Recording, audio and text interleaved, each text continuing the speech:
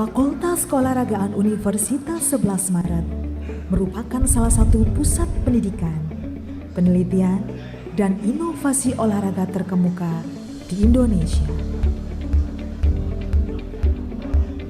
Dengan komitmen terhadap keunggulan akademik, budaya riset, dan kolaborasi multidisiplin, Fakultas Keolahragaan Universitas 11 Maret terus mengembangkan ilmu keolahragaan yang inovatif serta menghasilkan lulusan yang profesional dan berdaya saing global.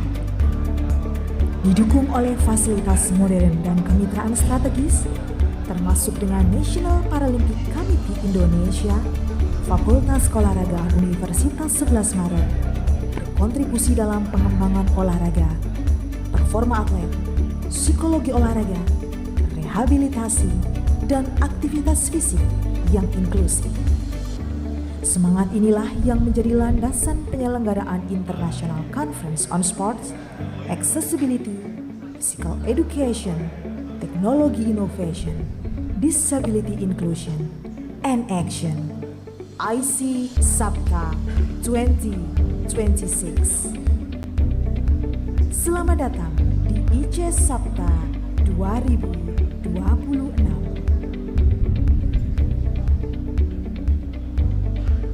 Assalamualaikum warahmatullahi wabarakatuh. Salam sejahtera untuk kita semuanya. Yang saya hormati para keynote speaker, para akademisi, peneliti, praktisi olahraga, mahasiswa, serta seluruh peserta IC Sapta tahun 2026 berasal dari berbagai negara. Merupakan suatu kehormatan bagi kami dapat menyambut kehadiran Bapak, Ibu, dan Saudara sekalian dalam penyelenggaraan konferensi internasional ini. Atas nama Fakultas Keolahragaan Universitas 11 Maret, saya mengucapkan selamat datang dan terima kasih atas partisipasi serta kontribusi seluruh peserta yang telah meluangkan waktu untuk hadir dan berbagi ilmu. Konferensi ini bukan sekedar agenda akademik tahunan, tapi menjadi ruang kolaborasi untuk mempertemukan berbagai gagasan, hasil penelitian, serta inovasi yang mampu memberikan dampak nyata bagi perkembangan ilmu pengetahuan, khususnya di bidang olahraga, kesehatan, pendidikan jasmani, dan sport science.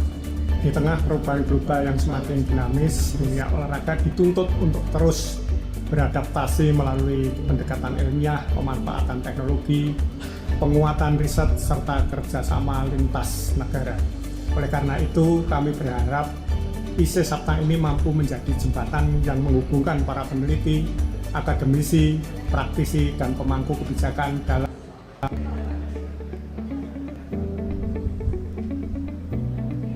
Fakultas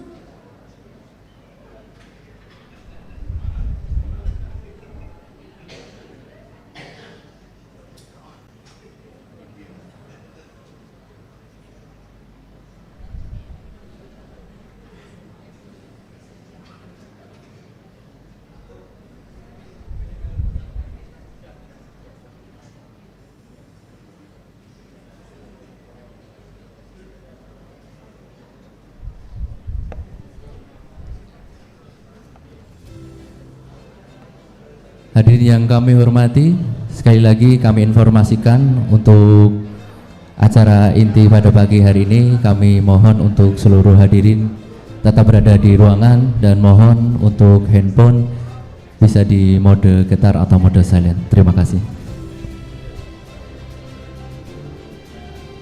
Hadirin yang kami hormati, pimpinan Fakultas Keolahragaan Universitas 11 Maret beserta para keynote speaker memasuki ruang konferensi.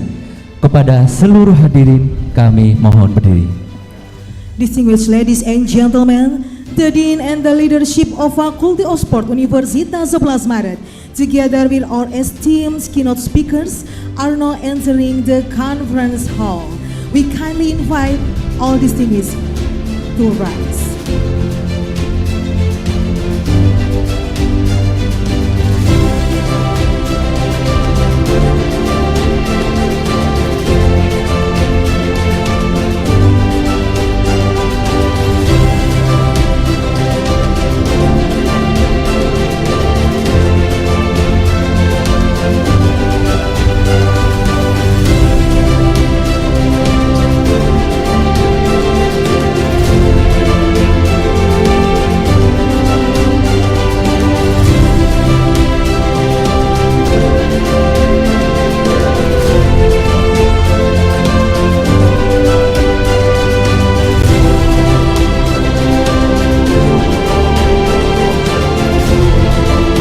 Terima kasih. Hadirin dipersilakan duduk kembali. Thank you. Please be seated.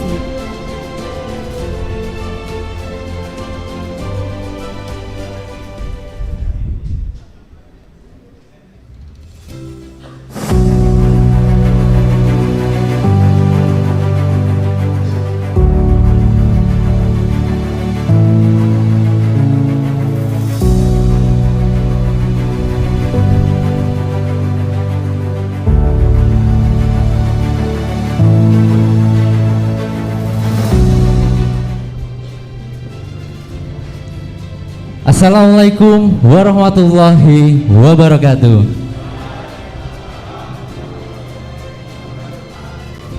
Selamat pagi, salam sejahtera bagi kita semua. Om Swastiastu, Namo Buddhaya, salam kebajikan, rahayu. Salam olahraga, Jaya. Salam olahraga, Jaya. salam olahraga, Jaya. salam FKOR, Friendship, Solidarity, Fair Play. Yang kami hormati Dekan Fakultas Keolahragaan Universitas 11 Maret beserta para wakil dekan dan jajaran pimpinan, para keynote speaker, para narasumber dan co-host, para dosen dan tenaga kependidikan, para peserta, seluruh hadirin yang berbahagia. Our distinguished Dean of the Faculty of Sport, Universitas 11 Maret, together the Vice Deans and the Faculty Leadership, our esteemed keynote speakers, distinguished invited speakers, and co-host representative, respected faculty member and administrative staff, participants, and all honored guests. Puji syukur, marilah kita panjatkan kehadirat Tuhan Yang Maha Esa. Karena berkat rahmat dan karunia-Nya, kita dalam keadaan sehat dan dapat hadir bersama dalam kegiatan International Conference of Sport, Accessibility, Physical Education, Technology, Innovation, Disability, Inclusion, and Action IC Sapta 2026 yang diselenggarakan oleh Fakultas Keolahragaan Universitas 11 Maret. Let's begin the expressing our deepest gratitude to Almighty God for His blessing and grace, which have enabled us to gather here today in good health and high spirit to participate in the International Conference of Sport, Accessibility, Physical Education, Technology Innovation, Disability Inclusion, and Action IC Sapta 2026. Organized by the Faculty of Sport, Universitas 11 Maret, Indonesia. Perkenalkan, saya Bram Riyadi yang pada kesempatan ini mendapatkan kehormatan untuk bertugas sebagai Master of Ceremony. Dengan penuh rasa hormat, saya mengucapkan selamat datang kepada seluruh hadirin. Semoga konferensi internasional ini dapat berjalan dengan lancar, menjadi wadah berbagi ilmu pengetahuan, memperkuat kolaborasi, serta menghasilkan gagasan dan inovasi yang bermanfaat bagi pengembangan olahraga, aksesibilitas, pendidikan jasmani, inovasi teknologi, serta inklusi disabilitas. Allow me to introduce myself.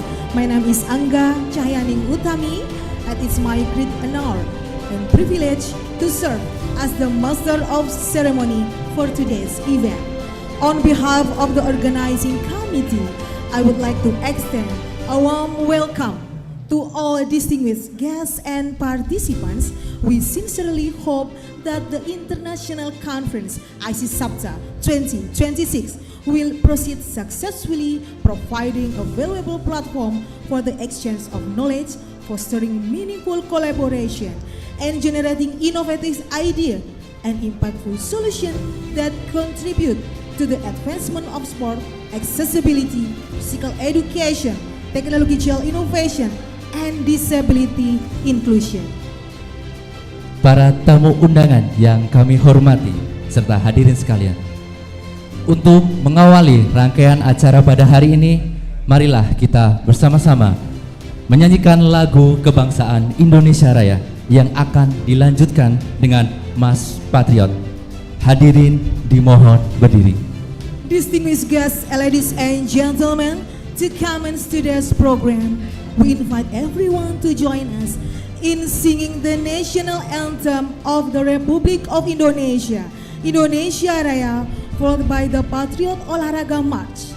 The audience is requested to stand.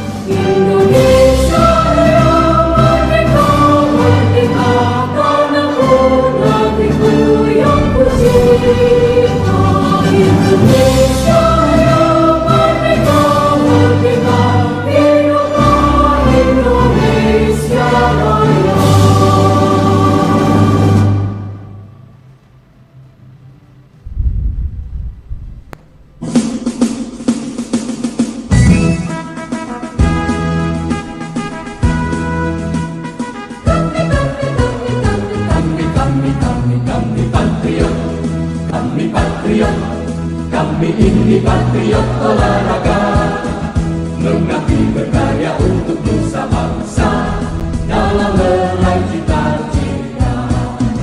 Kami patriot, kami ini patriot olahraga, di dalam berjuang di medan laga, berbakti untuk Indonesia. Kesetiaan adalah kebanggaanku, disiplin satu-satunya nafasku. Demi jayanya sang merah putih, kehormatan adalah segalanya. Gemetak tulang mendidih darahku, semangat berapi membakar batinku. Tuhan adalah kekuatanku, setiap ku hadapi lawanku. Kami patriot, kami ini patriot olahraga. Biar mata dunia memandang Indonesia, kita dahsyat dan perkasa. Biar mata dunia memandang Indonesia, kita dahsyat dan perkasa. Kami patriot. Terima kasih, hadirin dipersilakan duduk kembali. Thank you. Please be seated.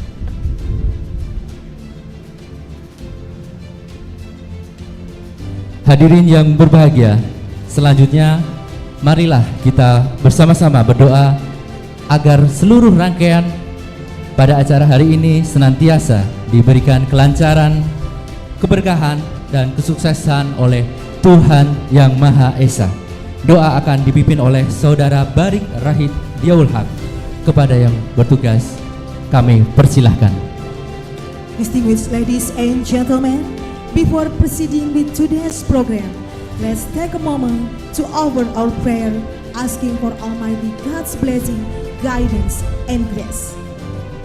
The prayer will be led by Mr. Barik Rahid. We respectfully invite him to lead the prayer.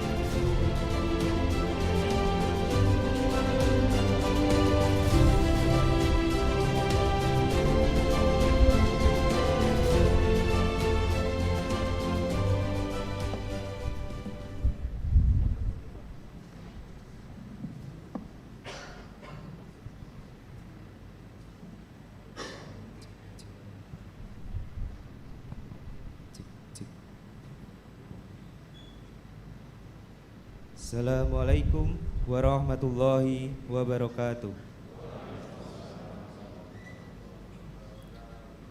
Bapak dan Ibu serta seluruh hadirin yang saya hormati, marilah kita menundukkan kepala sejenak, bermunajat kepada Allah Subhanahu wa taala. Semoga seluruh rangkaian International Conference IC Sapta memperoleh ridhonya serta memberikan manfaat yang sebesar-besarnya bagi kita semua. Doa akan saya bacakan menurut agama Islam. Kepada saudara-saudari yang beragama lain, dipersilahkan untuk berdoa menurut agama dan keyakinan masing-masing. The prayer will be offered according to the Islamic faith. We respectfully invite participants of other faith to pray according to their own beliefs. Bismillahirrahmanirrahim. Alhamdulillahirabbil alamin. Ya Allah, yang Maha Pengasih lagi Maha Penyayang, segala puji dan syukur kami panjatkan kehadirat-Mu atas segala rahmat, karunia, kesehatan, dan kesempatan yang telah Engkau limpahkan kepada kami, ya Allah. Atas izin-Mu, pada hari ini, kami dapat berkumpul dan mengikuti International Conference IC Sapta dalam keadaan sehat dan penuh semangat. Ya Allah, Tuhan yang Maha Mulia, jadikanlah konferensi internasional yang diselenggarakan di kampus kami ini sebagai amal ibadah yang Engkau ridhoi. Limpahkanlah keberkahan, rahmat, taufik, dan hidayah-Mu kepada kami, ya Allah. Ya Allah, Tuhan yang Maha Bijaksana, limpahkanlah kepada kami kesehatan, kesabaran, kemudahan, kecerdasan, dan keikhlasan dalam mengikuti seluruh rangkaian kegiatan konferensi ini. Bukakanlah hati dan pikiran kami agar mampu menerima, memahami, serta mengembangkan berbagai ilmu yang kami dapatkan dari konferensi ini. Ya Allah yang Maha Mengetahui, ilmu-Mu begitu luas dan tidak terbatas. Oleh karena itu, anugerahkanlah kepada kami ilmu yang bermanfaat, pemahaman yang mendalam, serta kemampuan untuk mengamalkannya dengan penuh tanggung jawab. Jadikanlah ilmu yang kami peroleh sebagai bekal dalam menjalani kehidupan, sebagai jalan untuk memberikan manfaat kepada sesama, serta sebagai penuntun menuju kebahagiaan di dunia dan di akhirat. Ya Allah yang Maha Pengampun, Engkau Maha mengetahui segala kelemahan, kekurangan, dan kesalahan kami, ya Allah. Hanya kepadamu-lah kami menyembah dan hanya kepadamu-lah kami memohon pertolongan. Kabulkanlah doa dan segala permohonan kami, ya Allah. Rabbana atina fid dunya hasanah wa fil akhirati hasanah wa qina adzabannar. Subhana rabbika rabbil izzati amma yasifun wa salamun alal mursalin walhamdulillahi rabbil alamin. Wassalamualaikum warahmatullahi wabarakatuh.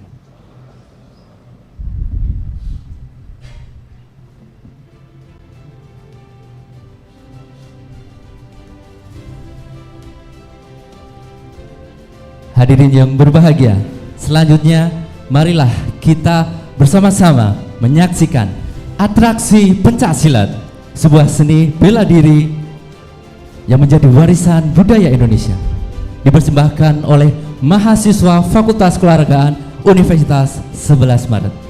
Hadirin sekalian, selamat menyaksikan. Ladies and gentlemen, to end today's opening ceremony, we are pleased to present a pencaksilat performance, Indonesia's traditional martial arts and a proud cultural heritage, performed by students of the Faculty of Sport Universitas 11 Maret. Ladies and gentlemen, please enjoy the performance.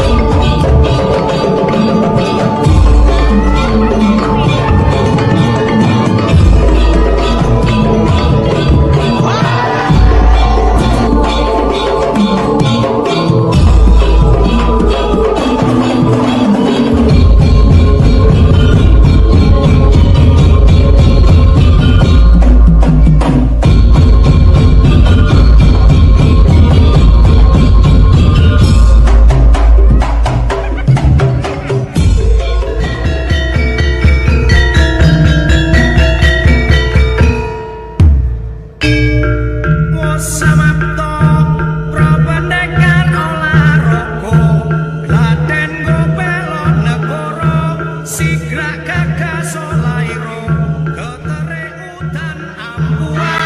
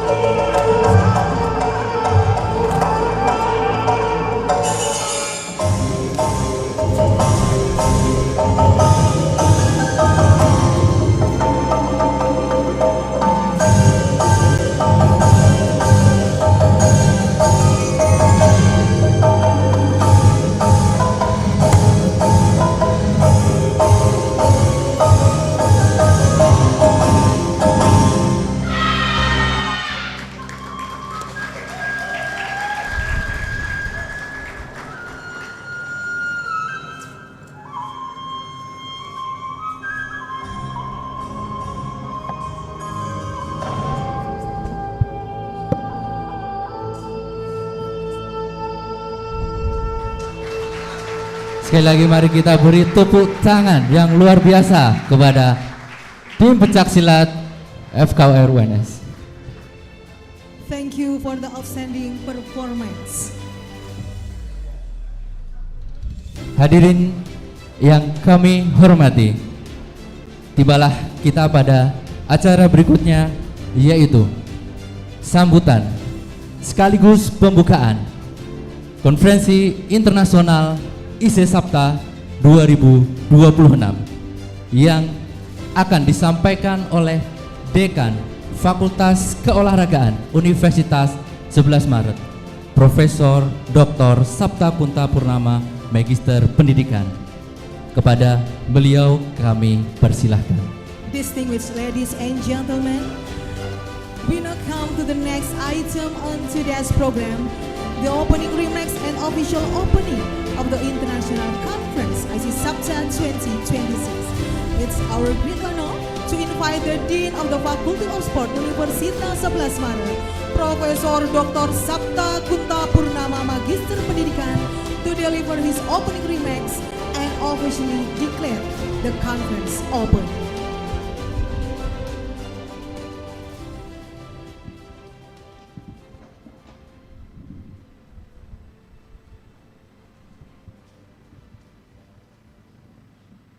Assalamualaikum warahmatullahi wabarakatuh. Salam olahraga. Salam FKOR. Friendship, Solidarity, Fair Play. Thank you. One pantun for you.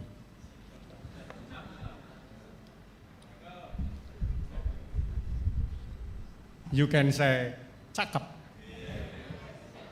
not handsome, cakep.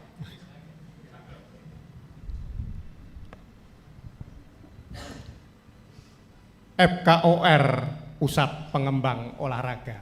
Cakep, Letaknya di jantung kota Surakarta. cakep. Menyelenggarakan konferensi IC Sapta. Cakep. Kampus berdampak terbukti nyata.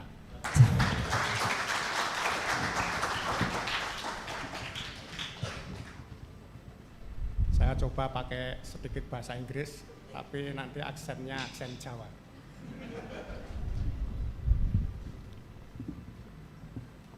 Distinguished keynote speakers, respected lecturer of Faculty of Sport Universitas 11 Maret,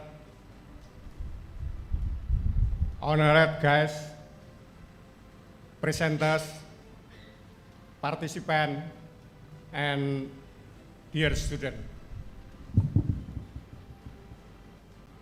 It is my pleasure to welcome you all to International Conference IC Sapta. On behalf of the Faculty of Sport Universitas 11 Maret, I would like thank you for joining us both in person and online. The conference brings together academics, researchers, practitioners, and students from different institutions and countries. It provides an excellent opportunity to share knowledge, exchange ideas, and strengthen collaboration in the fields of sport, health, education, and related science. I hope this conference will inspire meaningful discussion, encourage new research, and create valuable partnership that contribute to scientific development and benefit society.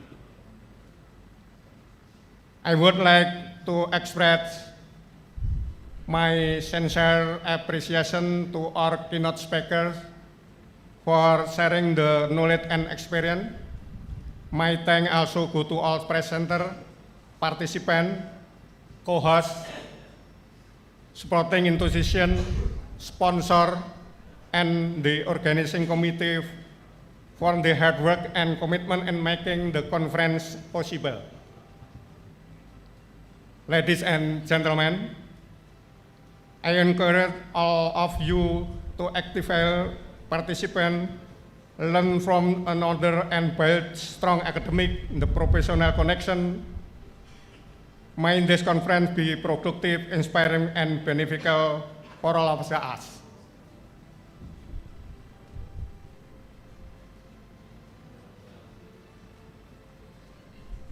One pantun for keynote speakers.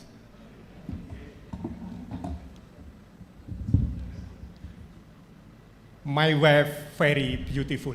Cakep.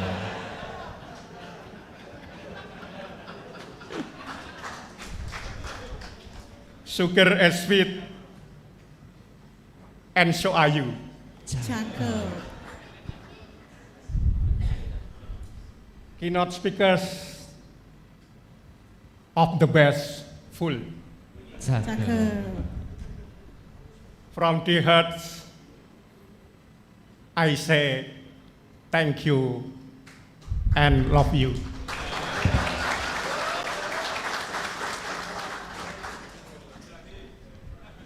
I wish you all a successful conference. Thank you for your attention. Wassalamualaikum warahmatullahi wabarakatuh. Wow. Salam olahraga. Ja. Salam FKOR. Friendship, Solidarity, Fairplay. Terima kasih kepada Bapak Dekan atas sambutan yang telah disampaikan. Dan selanjutnya kami mohon kesediaan Bapak Dekan untuk berkenan membuka acara. Kami juga turut mengundang seluruh wakil dekan Fakultas Keolahragaan untuk berkenan mendampingi Bapak Dekan dalam prosesi pembukaan Konferensi Internasional ISES Sapta 2026 melalui pemukulan gong. Thank you, Profesor Sapta Kunta Purnama, for your inspiring opening remarks. We now kindly invite the Dean of the Faculty of Sport Universitas 11 Maret to remain at the front of the hall. We would also like respectfully invite the Vice Deans of the Faculty of Sport Universitas 11 Maret to join the Dean for the official opening ceremony of the International Conference IC Sapta 2026 through the ceremonial striking of the gong.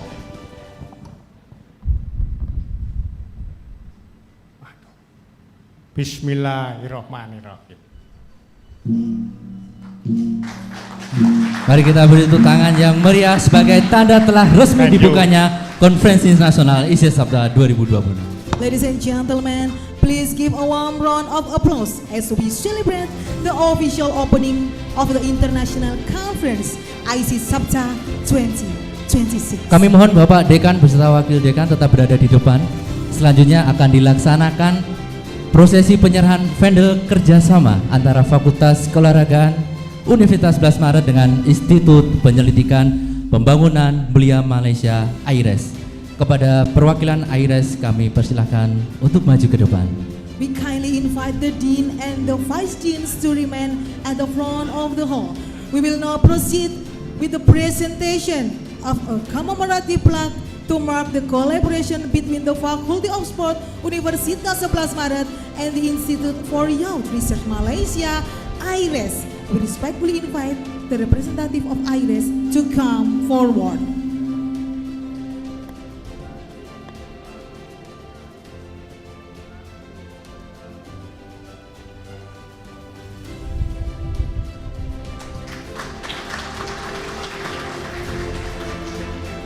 Selamat kepada Fakultas Keolahragaan dan Institut Pendidikan Pembangunan Malaysia. Kami persilakan untuk kembali ke tempat duduk. Congratulations to the Faculty of Sport Universitas 11 Maret and the Institute for Youth Research Malaysia AIRES on the establishment of collaborative partnership.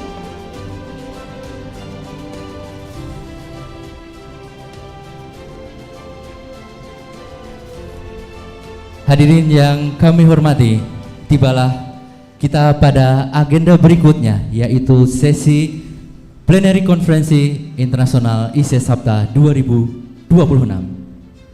Pada sesi ini, para pemakalah akan mempresentasikan hasil penelitian dan kajiannya sesuai dengan bidang keilmuan masing-masing. Untuk memandu jalannya sesi paralel, izinkan saya memperkenalkan moderator yang akan memimpin diskusi pada kesempatan ini. Sebelum itu kami akan bacakan terlebih dahulu profil singkat beliau. Ladies and gentlemen, we now come to the agenda of the International Conference IC Sapta 2026, the plenary session. During this session, presenters will share the findings of the research and scholarly work in accordance with their respective fields of expertise. To guide us through the plenary session, it's my pleasure to introduce our moderator for this session.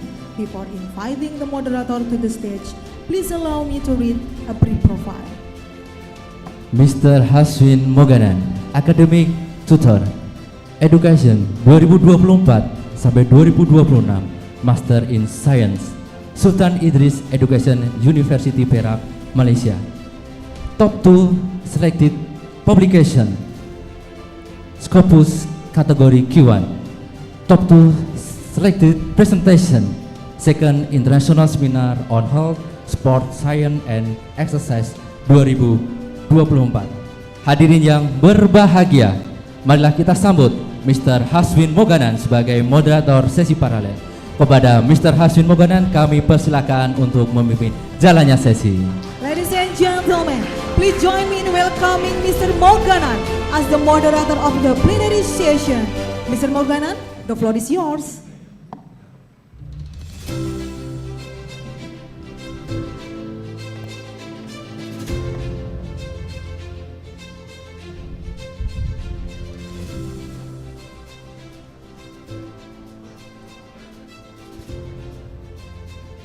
A very good morning. My name is Hashwin, and before we start, I would like to thank the Universitas 11 Maret and the organizers for this wonderful opportunity to be here today. Now, before we begin, I would like to emphasize that each presentation will be conducted for 15 minutes. Now, questions for the keynote speaker will be addressed at the end of the session. Without further ado, let us welcome Professor Dr. Muhammad Saleh Aman. Now, Professor Dr. Saleh Aman is a honorary professor of sport and recreation management at the Faculty of Sports and Exercise Science, University Malaya. Holding a PhD in leisure studies from Lincoln University, New Zealand, he has served as a director of the Sports Center at University Malaya and a visiting professor at several Indonesian universities. Universities such as Universitas Nasional, Universitas Negeri Yogyakarta, and Universitas Pendidikan Indonesia. With over 15 completed PhD supervisions and an extensive publication in ISI and Scopus Index journals, his research expertise spans across sports management, sport recreation management, sport tourism, sport policy, sport culture, and furthermore, he also serves as a panel expert for the Institute of Youth Research Malaysia and the Ministry of Higher Education Malaysia. Now, without further ado, let us welcome Professor Dr. Muhammad Saleh Aman. The floor is yours. Thank you very much, Mr. Chairperson Ashwin. Let me check the slides. So thank you very much. Assalamualaikum warahmatullahi ta'ala wabarakatuh. And very good morning to all participants. Allow me to sit, orang tua. First of all, my presentation entitled Sociological Analysis of Sporting Behaviors through the Malaysia Sports Culture Index 2024. So, first of all, let me congratulate Pak Dekan, Fkor Uns, hosting this great international conference, and let me acknowledge Hanem, IRES, Malaysia, Ministry of Youth and Sports, Malaysia, who sponsored and run this research. And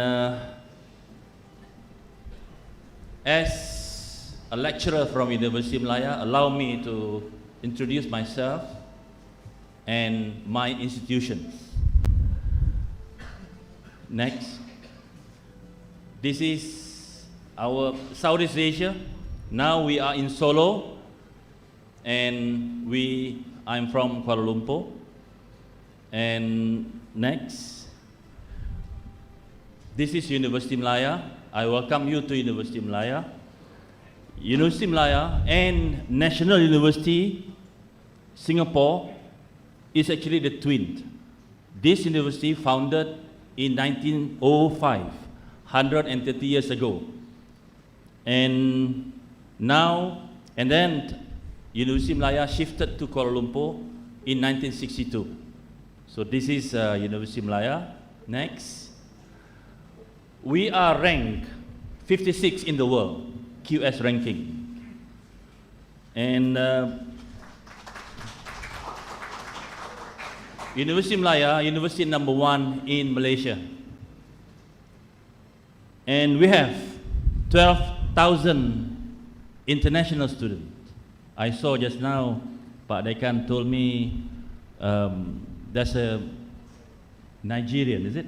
One of the pesilat just now is from Nigeria. Congratulations, Pak Dekan. So this is some facts from University Malaya. All in all, I welcome you to University Malaya. I heard Pak Yusof from UFI just now wanted to come over University Malaya. I welcome you all to University Malaya. And now I will start my presentation, my topic. Next. This is University Malaya. Next. Yes, welcome to University Malaya. Next. This is the outline of the presentation. Next. This presentation is about under the field of sports sociology. It's about sports and society, and the study about relationship between sport and society, including culture. Next. This is culture. Culture is lifestyles. Silat, for example, Indonesia and Malaysia.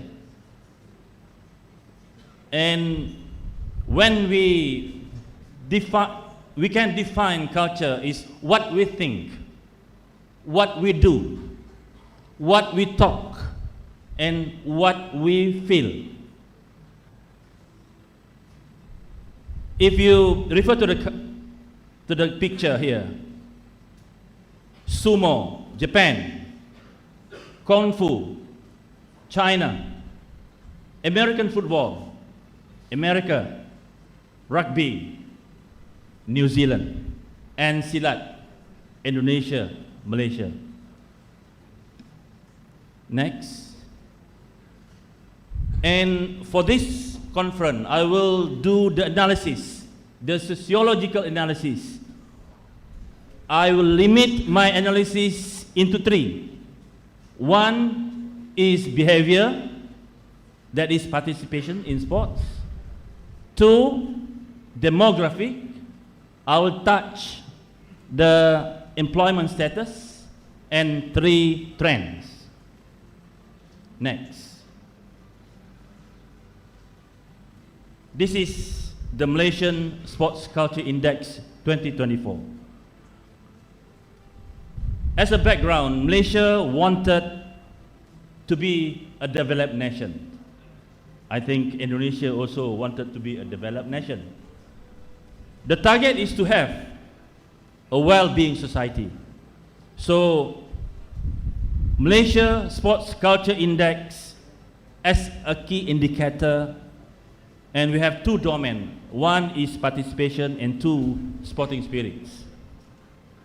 And next, this is our research methodology, and some information about demographic. And next, the employment status. I would like to highlight from this information employment status, social media, times of activity, and sporting companion. Sporting companion meaning you participate in sport with your family, with your friends, or you do it alone. Companion. The finding, sports participation in Indonesia is 52.3%. And if you look at the graph there, as a comparison, exercise, senaman, is more popular compared to olahraga and rekreasi. Di Malaysia, dapatan kita adalah senaman lebih popular berbanding olahraga dan rekreasi. Dan keduanya adalah the driving factors. Saya kurang pasti di Indonesia, tetapi di Malaysia faktor yang memotivator Malaysian partisipasi dalam olahraga adalah karena kesehatan, healthy reason. And faktor mengapa mereka tidak berpartisipasi dalam olahraga karena cuaca, weather. So now, next. This is the results. Number one, if you see on the left side,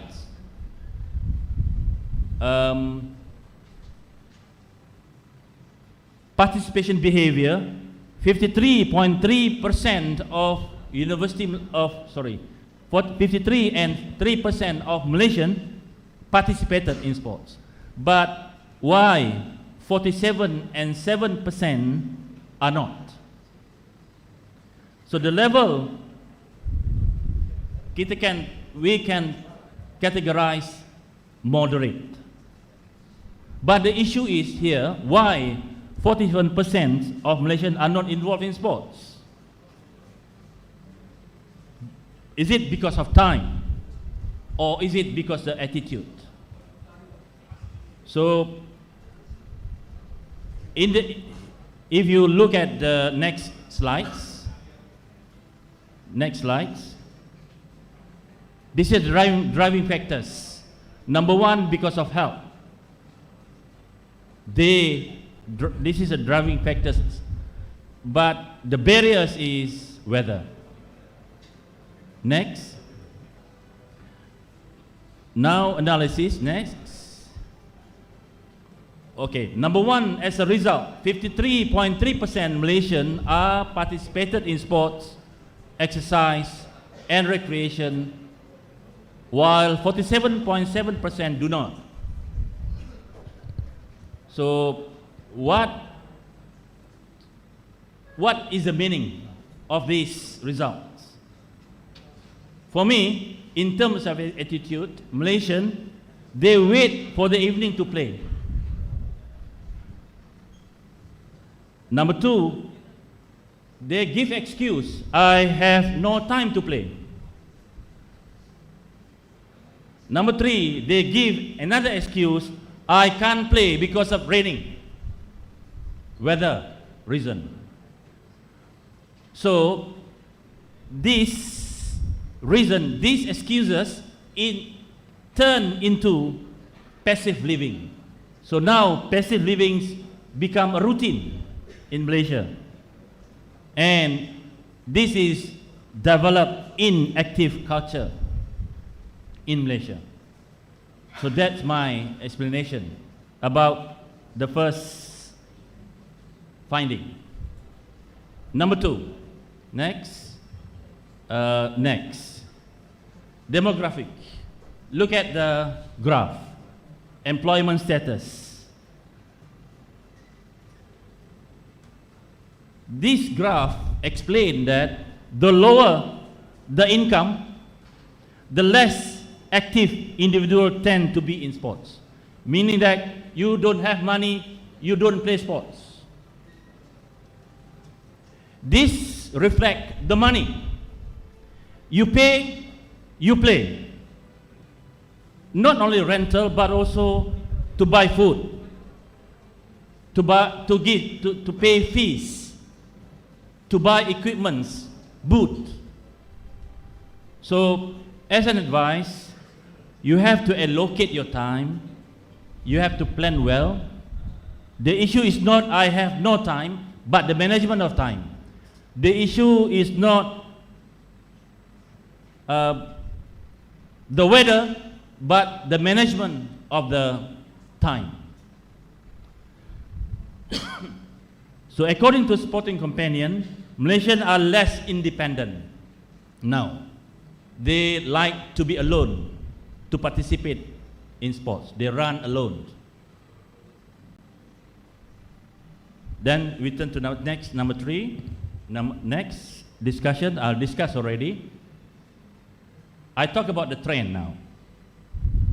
Number 1, exercise and informal activities increasing, but organized sports are declined. That the trends number 1 in Malaysia. Number 2, next, the influence of social media is in sports becoming significant, and the influence also can be negative as well. Number 3, people engage in sports for fitness and health rather than to preserve heritage. Now people involved in sports not for kononnya untuk tradisi, kononnya untuk menjaga warisan, enggak. Mereka tidak lagi begitu. Mereka sekarang participate in sports untuk kesehatan. Next, number 4, trend in factors influencing sports participation is health remain the main motivators. Nampaknya,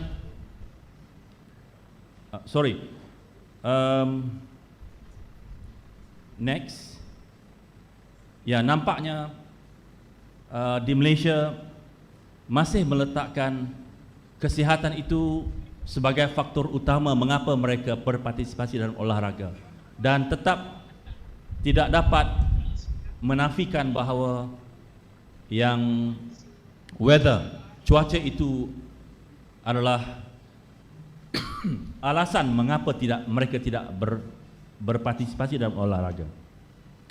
So sebagai di hujung presentasi saya ini, saya ingin menggambarkan sedikit the shifting focus and changes in sports culture. As you see in the graph, athletes before this concentrate on performance, but now they concentrate on content creator, personal branding.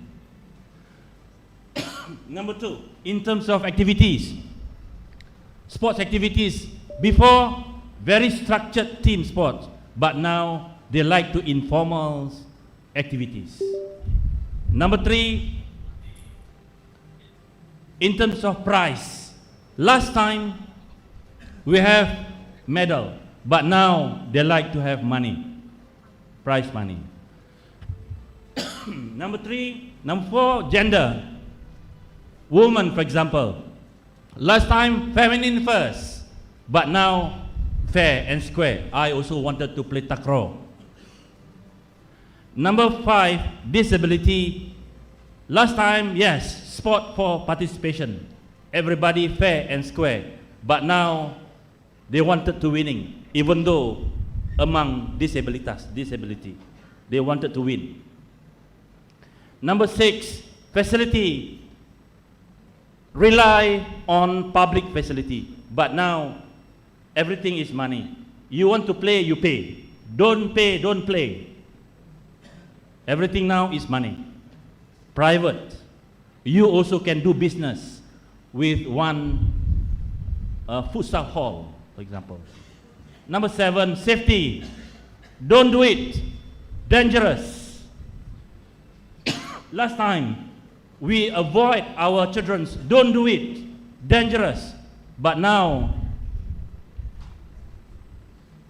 this is a challenge. I must try. Distinguish what is danger and what is challenge. I don't live with the nature. I will conquer the nature. This is the trend now. And time. Last time you said, I have no time. But what more important is the management of time. Even though people run in at night now, 11 p.m. around the campus. And the last one, philosophy, we live with the nature. We conquer the nature. If you go around the world, now people back to the nature. This is a trend.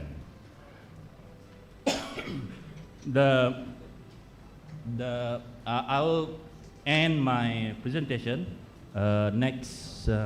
Yeah.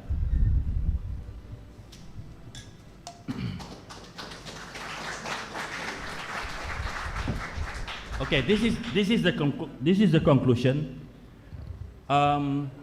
You look at the picture. This is Dr. William Lee from USA. Sports play an important role in human life.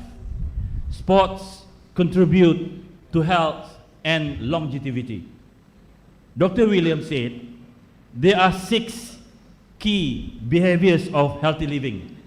Number 1, cognitive thinking. You have to keep thinking like Dr. Mahathir Mohamad until 100 years old. Number 2, social engagement. Keep talking. Keeping your friends. Be friendly. Don't live alone. Number 3, eating protein. Make sure your body have some energy. Eating protein. Number 4, enough sleep. 7 to 8 hours. 7 hours. Enough sleep. Number 5, physical resistance. Make some exercise. Go to the gym and do some physical resistance. Don't go too easy. Don't depend much to others. And the last one, water. Drink a lot of water. Enough water. So this is the 6 behaviors that important for your sports culture. So thank you very much. That's my presentation. Thank you very much. Let's give us a round of applause to Professor Dr. Muhammad Saleh Aman. Very insightful presentation. So for those of you who have any questions regarding factors affecting participation of sports in Malaysia, you can have your questions at the end of this keynote sessions. All right, without further ado, let us welcome Dr. Kai Wen. Now, before he starts, let me briefly introduce Dr. Kai Wen. He is an Australian physiotherapist, exercise scientist, educator, and co-founder of a clinic of the director of Athletes Edge Physiotherapy in Melbourne.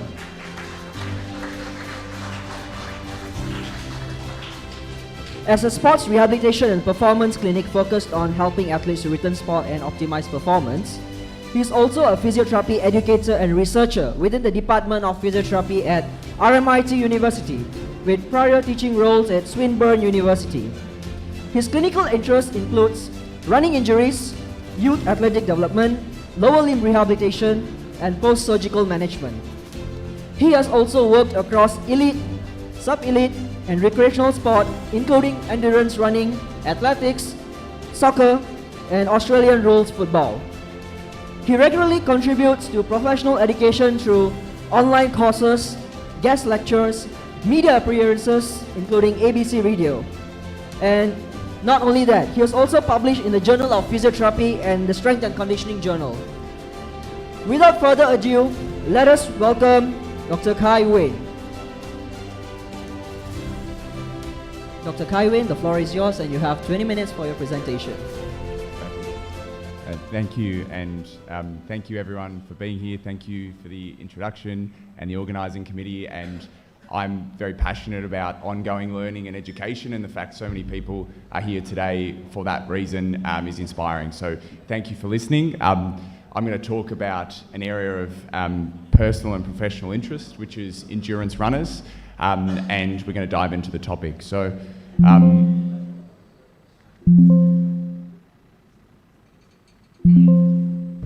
my clicker might not work.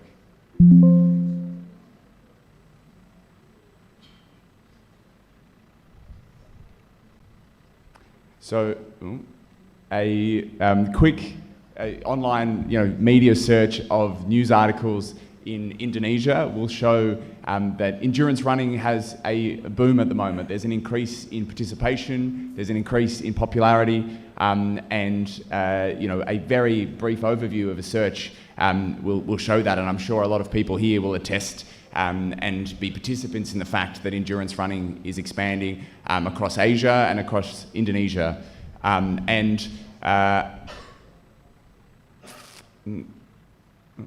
There we go. And so, the evidence suggests that, running is increasing in popularity in Indonesia and in Asia. And there's a few reasons for that, but a couple of studies will show that there's an increase in wearable technology use, and there's been a big increase in the last couple of years, which is a proxy measure for a lot of endurance sport athletes. We also see there's an increase in running club participation in a study from 2024. And there's a variety of influences and reasons for this increase in participation. Some of it is government-led initiatives, like the car-free streets in Jakarta, which I think is an excellent initiative that the government is doing. There's Gen Z priorities. There's, as was mentioned eloquently in the previous presentation, social media influences, which is having a big role and a big impact on the increase in, and the changing increase, but the increase in endurance sports and running in Indonesia.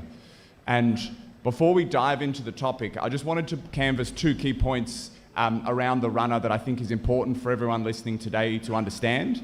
And the first one is that an endurance runner has high demands placed on them. And in particular, we see those high demands be external forces, which are measured in ground reaction force, and we see internal forces, which are typically referenced as muscle forces relative to body weight. And we see the endurance runner having these high muscle forces at jogging and sprinting speeds and really fast ground contact times, indicating high demands placed on the athlete. What we also see is a well-publicised high injury incidence rate for endurance runners. And in some studies, this is shown to be up to 90%, but clinically and in most of the research, this is somewhere between 30 to 79%, we will see.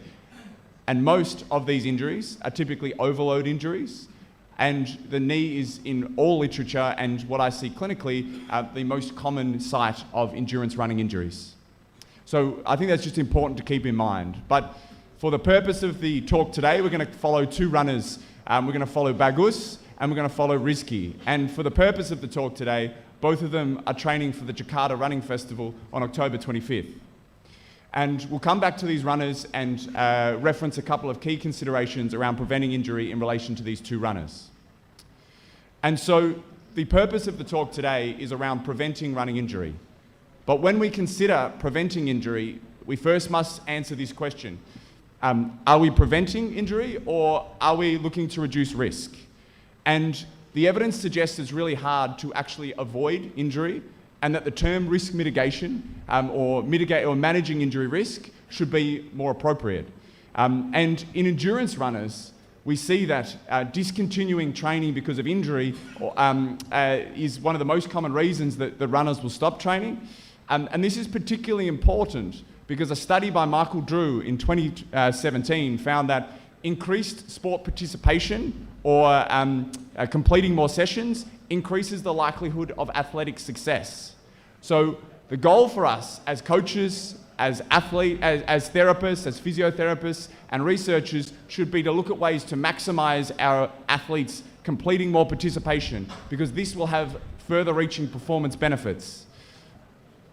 And so for the purpose of the talk, we're going to look at these 4 factors, and we're going to relate them back to our endurance runner. We're going to talk about sleep, we're going to talk about training load, strength training, and running biomechanics.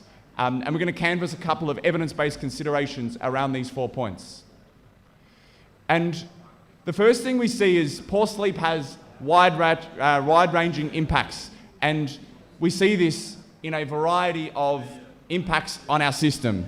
We see performance impacts negatively, we see cognitive and decision-making changes, we see affected mental health, but also more larger-reaching and holistic considerations like increased chronic disease, affected immune system, and also longevity measures like lifespan. So we see poor sleep having a broad-reaching impact, and this is based on a lot of science.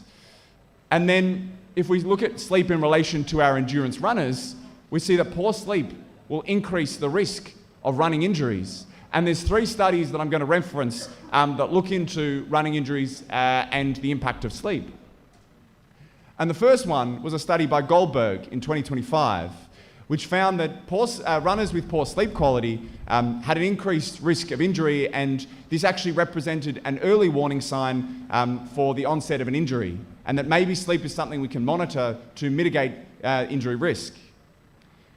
The second is a study by Jijong and Taras from last year, and this is an excellent study where they subclassified runners into different types of sleep based off their quality and quantity of sleep, and found that runners that had poorer sleep quality and quantity were 1.78 times more likely to report injuries than good sleepers, indicating a direct link between sleep and injury risk in this population group. And the last study was looking at adolescent runners and adolescent track and field athletes, and found that both the quantity and the quality of sleep were associated with musculoskeletal injuries in this population group. And these are only 3 of many studies indicating a link between poor sleep and increased risk of running injuries. And so, let's apply the sleep to our example runners. We have Bagus, who is inconsistently sleeping less than 7 hours per night, poor sleep routines, poor sleep hygiene. And the evidence, as mentioned, indicates that 1.78 times more likelihood of reporting injury. But also what the evidence suggests is mitigation in our running biomechanics and alterations in, decreases in our running performance. And if we compare this to Rizki, who has our consistent sleep routine, has over 8 hours sleep per night, not only is Rizki at a better reduced injury risk, but we see potent endurance performance benefits. In some studies, up to almost 9% from improved sleep routines. And we'll come back to that in a moment, but let's now talk about training or running load and injury risk. And in Australia, I'm very lucky to have access to some of the leading researchers in training load, including Tim Gabbett and others. And the evidence suggests that endurance runners will monitor training load, up to 90% of endurance runners in some capacity. And it's really important from an injury risk perspective to consider factors like increases in our training load relative to baseline, like our load spikes, or underloading endurance running athletes. And there's a few studies that I'm going to reference that make a particular point of this. The first study, which is a really important study, determined that we need to keep an eye on the longest distance that our endurance runners run. And this was a study by Fransden and colleagues from last year, which found that in particular, our long run distance compared to the longest run in the past 30 days has a particular increased risk, a particular link with injury risk. What they found with over 5,000 participants in this study is that if a runner increased their long run distance compared to their longest run in the past 30 days by 1 to 10%, there was a non-statistically significant increase. But if they increased it more than 10% compared to their longest run in the past 30 days, there was a 64% increase in injury risk. And one of the key findings from this study is that we do need to consider the long run distance when we're looking at the load profile of our endurance athletes, in particular compared to their longest run they've done in the past month. There's 2 other time points that are probably worth considering according to the literature. One of them is weekly load and the other is fortnightly load. And a study by Damstead found that 20% increases in our weekly load had a higher injury rate compared to less than 20% increases. So maybe the 20% is considered a threshold that we need to consider. If we look at our fortnightly load, the evidence suggests from a study by Nielsen that potentially 2-week cycles are better to monitor than 1-week cycles for our endurance athletes, and that maybe 30% is a threshold that we need to consider. And finally, the marathon is a pinnacle for a lot of our endurance runners, both recreational and sub-elite. And a study has found that there's probably a threshold for our marathon runners. And in particular, if our marathon runners run less than 30 kilometres per week compared to running more than 30 kilometres per week, their injury risk is over 100% higher. And so perhaps we need to consider, do our marathon runners need to run a minimum of 30 kilometres per week to avoid injury risk or mitigate their injury risk, is what the evidence suggests. And these are some studies which will be included in a companion guide at the end, but for those that are interested in the data like myself, these are some of the evidence-based studies that talk about load management in endurance runners. But let's now apply our training load to our 2 example runners. So we have Bagus, who shows an inconsistent weekly load profile. We see week 1 to 2, there's a 100% increase. And from week 3 to 4, a 66% decrease before Bagus then jumps back to his previous level of training load. If we contrast this in our weekly load to Rizki, we see a much more balanced load profile. We see progressive, 5 to 15% increases and a planned deload week, which, as a side note, I'm a huge fan of planned offloading or planned deload when working with this population group. And it's also important, based off the Franston study, to consider our long run distance per week, because we know there's a direct link with that and our injury risk. And we can see, if we apply the criteria from the Franston study, there is 3 occurrences where Bagus has a load spike more than 10% compared to his previous long run in the past 30 days. And if we then look at that comparative to Rizki, we see a much more balanced profile. We see the 5 to just over 10% increases. And I mean, if we're really picky, there are 2 occurrences where Rizki is doing over that 10%, but I think most people here can likely see that it's a much more balanced load profile. And so if we compare these 2 between Bagus and Rizki, we see that Bagus has this inconsistent training. We have multiple occurrences of load spikes or increases in our training load, and this likely has that higher injury risk, which is evidence-based. And so then we compare that to Rizki, who has this consistent, well-planned, periodized plan. There's a deload week there. There's no big spikes. And so the evidence suggests that this sort of training increases, not only reduces our injury risk, but has direct performance benefits. And some studies say close to 9% for this sort of well-planned training. And so we can see a big difference between the 2. We're now going to talk about running biomechanics and injury, and this can be quite a controversial topic online. Some people advocate that biomechanics doesn't matter, and other people will die on the hill that biomechanics is really important. And I'm just going to tell you some evidence-based considerations. And there's some really big studies that look into running biomechanics, and these will be included in the companion guide at the end. But there's the Sayson study, the Will Watcher study, the Musavi study, the Correa study, and the Lopez study, but among others. And these studies look into numerous biomechanical factors and their link with endurance running injuries.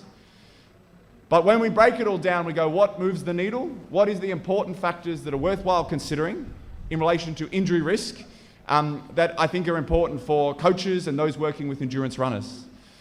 And these are some of the common technique faults that are evidence-based and linked with running injuries. And the first one is our dynamic knee valgus and our peak hip adduction or internal rotation in mid-stance, consistently linked with knee-related running injuries, among other lower limb injuries.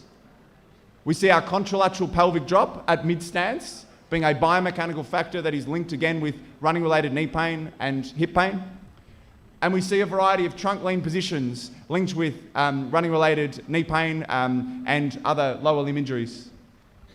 We also see, which is another controversial topic in the running-related literature, pronation or rear foot eversion. And again, some people advocate that it is highly important, and other people advocate that it is a normal biomechanical characteristic that we see.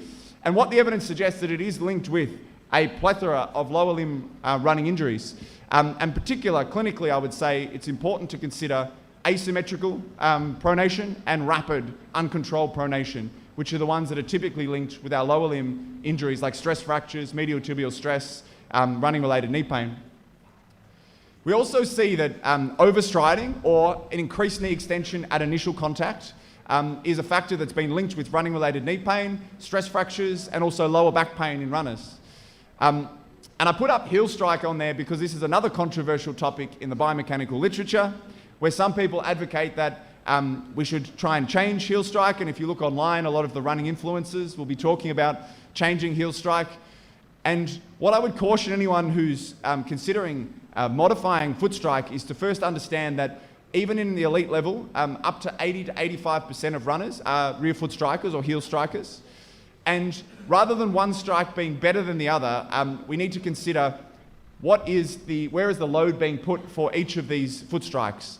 And what we see is for our rear foot strike, we have increased load on the knee or the patellofemoral joint, whereas our forefoot strike has increased load on the ankle, the Achilles, or the foot.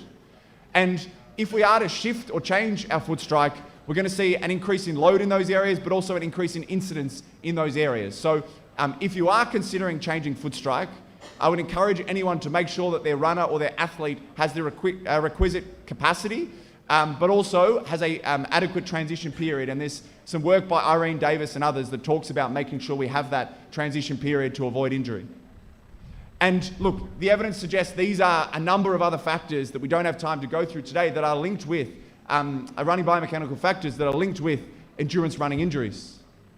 And there's a lot of research to back this up. So these are some of the many studies that talk about running biomechanics, endurance running injuries. So let's apply it to our two runners again. We go, Bagus has a slow cadence or step rate, has increased vertical oscillation, and a number of asymmetrical factors that are linked with injury risk. And as mentioned in the studies, there's probably a higher injury risk. But as a lot of the researchers here can probably attest to, it is very hard to pinpoint one factor being causative of injury risk, let alone one factor and putting a magnitude of risk on that one factor. But if we contrast this to Rizki's biomechanics, we see a faster cadence and other factors much more within normal limits. And the evidence suggests for Rizki, not only does he have a reduced risk of injury, but there's potentially improvements in running economy, and economy being a potent measure of our endurance running performance, and that more efficient biomechanics actually has a potential performance lens for our endurance runners. And I'm finally going to touch on strength training and injury, the last of the four considerations. And we know that the majority of runners acknowledge that strength training is important, but over 60% of endurance runners don't actually include strength training in their routines. And maybe this will help you convince them otherwise. Because we know that strength training, especially when well planned, has the potential to reduce our running injury rates. And I'm going to contrast three recent studies to just provide evidence of this point. The first one was a study by Lepinen in 2024, which found a 39% lower injury prevalence of doing a hip and core strength program compared to a control group.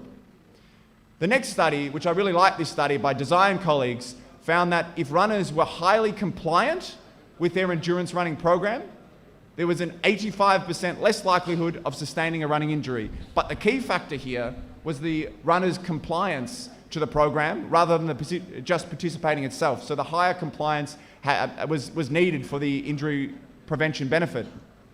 And the last one is a study by Nadiri from this year, which determined that an online strength program, which I think is a great initiative potentially as a low-cost, high-value intervention, which may be appropriate for certain remote areas or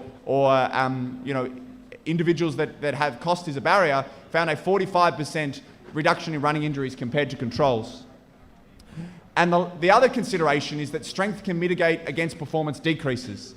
And we see that endurance runners have their reactive and explosive strength decrease from the start to the end of the racing season or a marathon block. and so that maybe strength training can help mitigate against these. So if we apply these back to our example runners, we see that Bagus doesn't regularly strength train and occasionally does some bodyweight exercises, which is a common profile of many of the runners I see clinically. And this not only increases the injury risk, but potentially mitigates the performance benefits that we see. If we compare this to Rizky, who has a consistent 2 times a week, 40 to 45 minute strength program, we see that there's this lower injury risk of running injuries, but also potent performance benefits. Running economy can be up to 8% better and time trial performance up to 7.2% better for doing strength training.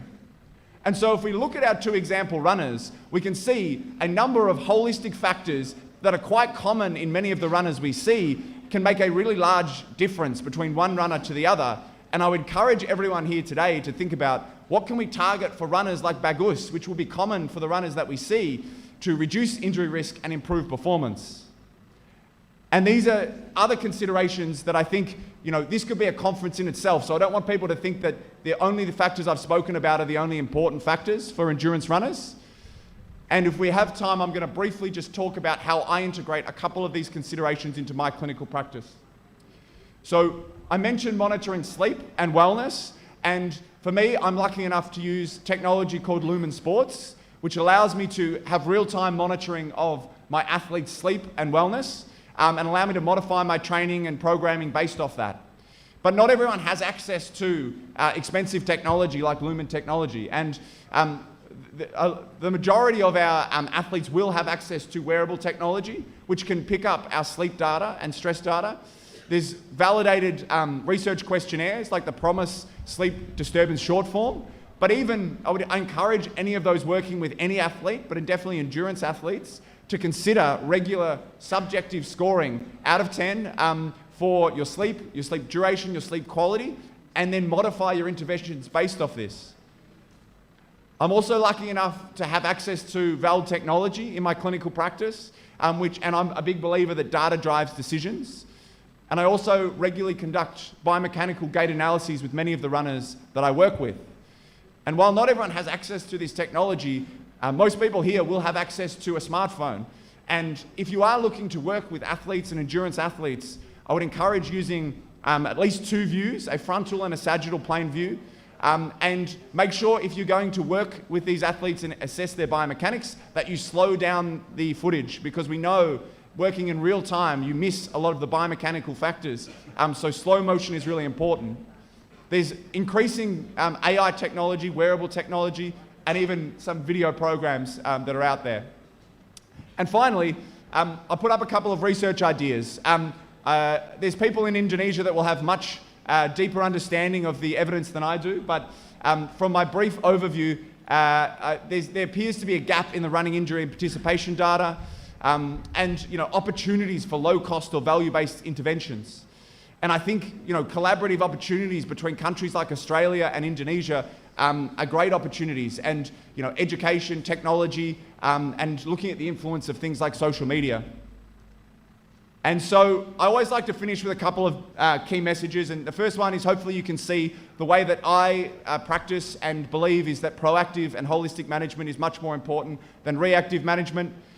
But I like to finish with a positive message, and this one is that running, by a study from Lee and colleagues, is that running is a potent longevity measure. And has up to a 40% reduction in the risk of premature death. So I think that's a really cool statistic.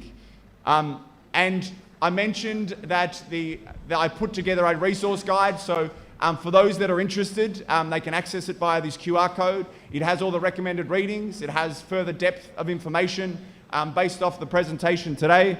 It also has access to a 1-hour webinar that I've recorded for participants on running biomechanics. It's also available on my website, so take a photo of that so you can access it later. Thank you for listening. Terima kasih, and I hope you got something out of it.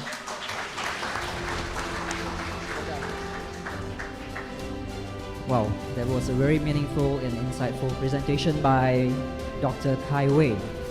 Now, before we move on to the next keynote presenter, if any of you have any questions for Dr. Kai Wei, you can keep it for the end of this keynote presentation, or you can personally contact him through the email that he provided in the slides. Moving on to our next keynote presenter, I would like to gladly and warmly welcome Associate Professor Dr. Gunadevan Yelumalai. Now, let me briefly introduce to you Dr. Gunadevan. Dr. Gunadevan is an Associate Professor at the Faculty of Sports Science and Coaching at University Pendidikan Sultan Idris, Malaysia. He specializes in wellness and measurement and testing in sports science. He holds a PhD in sports science from University Kebangsaan Malaysia and has completed a supervision of 10 PhD students, and not to forget 59 master's students to date. His extensive research portfolio includes the Malaysian Sports Culture Index studies, the development of physical and fitness testing instruments, numerous publications in Web of Science, and he also serves as an executive editor-in-chief of the Mualim Journal of Social Science and Humanities. And he has been a visiting professor at Universitas Negeri Yogyakarta and Universitas 11 Maret in Indonesia. Without further ado, let us warmly welcome Associate Professor Dr. Gunadevan.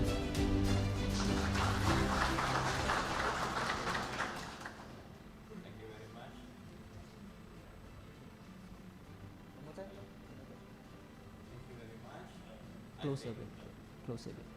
Present the ground floor. Okay, thank you.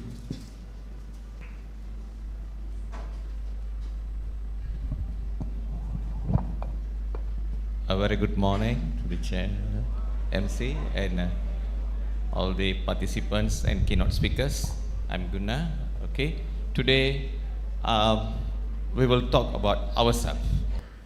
Okay, just a sharing, a simple thing that all of us know, but we ignore in our life.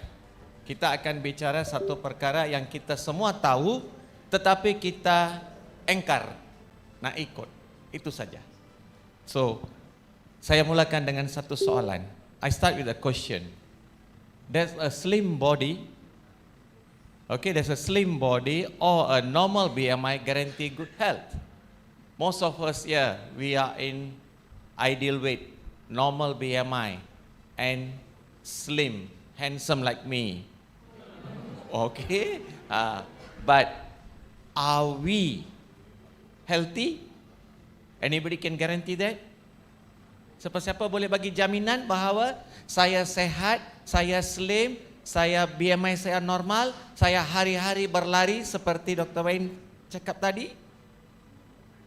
Tiada kan? Kenapa? So let us see that. Okay? Next.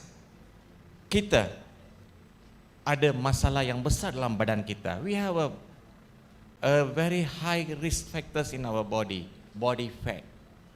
Normally we know that we measure our body fat using BMI measurement. Okay? And we predict our cardiovascular endurance or cardiovascular health risk using BMI measurements. Yeah, it's a common and very normal measurement. And we must know that subcutaneous fat that we measure using BMI measurement is just a normal evaluation. And it's only contribute around 25% towards our cardiovascular endurance. But there is another culprit. Lemak yang paling bahaya dalam badan kita adalah lemak abdominal ataupun lemak visceral. Kita boleh nampak di sini bagaimana kandungan lemak subcutaneous yang kita guna BMI untuk ukurnya. Kita boleh picit, okay, kita boleh tengok saiz badan. So kita kata he's obese, overweight, so cardiovascular risk is very high. Kita boleh kata risiko penyakit kardiovaskularnya sangat tinggi. Tetapi kita tidak nampak satu lagi lemak yang dipanggil lemak visceral yang berada di keliling organ dalaman kita. It's around our internal organs and it's always interrupt the efficiency of our internal organs. So we must know that. Okay? BMI subcutaneous fat easily developed and easy to reduce. But visceral fat, no. It can easily develop but very hard to go away.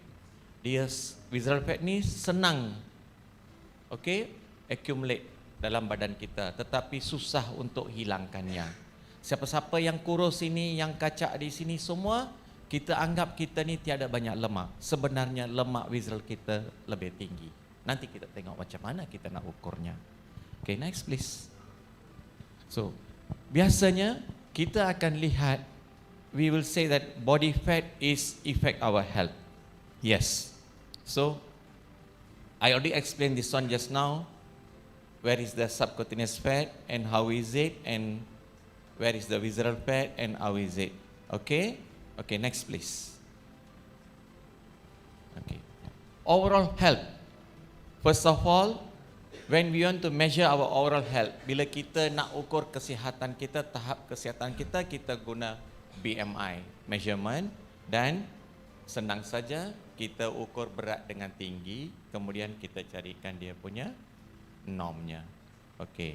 Dan kita jangan beranggapan bahawa bukan BMI sahaja yang boleh menyebabkan risiko kesihatan pada kita. We don't think that only the subcutaneous fat which we measure using BMI is the best indicator, the influencer for all the cardiovascular diseases. No. Actually, the blood glucose, visceral fat, okay, cholesterol, okay, the blood pressure and insulin sensitivity adalah faktor-faktor yang menyebabkan tahap kesihatan kita merosot dan membawa pelbagai risiko penyakit dalam hidup kita. Okay, blood pressure, visceral fat, okay, cholesterol, blood, insulin sensitivity are the main factors that affect our health in our life. Okay, next. So, this is some statistic. Obesity rates in Southeast Asia and in East Asia. Okay, last time 2 years ago, Malaysia is the champion. So, but this statistic shows that Brunei already lead Malaysia. And Indonesia is catching up. Okay? Indonesia is catching up. So, but in this case, we don't go higher. We try to come down. Okay? That's the best indicator for the nation. And Malaysia is struggling in this data. Really, Malaysia is struggling in data because the Malaysian youngsters, adolescents, like to drink instant coffee, Zeus coffee, Starbucks, okay? And then now Malaysia is popular with ice cream outlets, Aicha, Mixway, wet drink, what kind of drink, all the cream, all in Malaysia now. Okay? And fast food outlets are increasing day by day in Malaysia. So now Malaysia is struggling to reduce the obesity rate among the nation, our population. Okay, next. And we normally classify the BMI using a very simple indicator. Everybody knows this. Okay. So how many of you in normal? Please raise your hand. Normal ideal weight. Your BMI 18.5 to 22.9 based on Asian norm. So most of you are here normal and some of you are underweight. Okay, next. But you see this.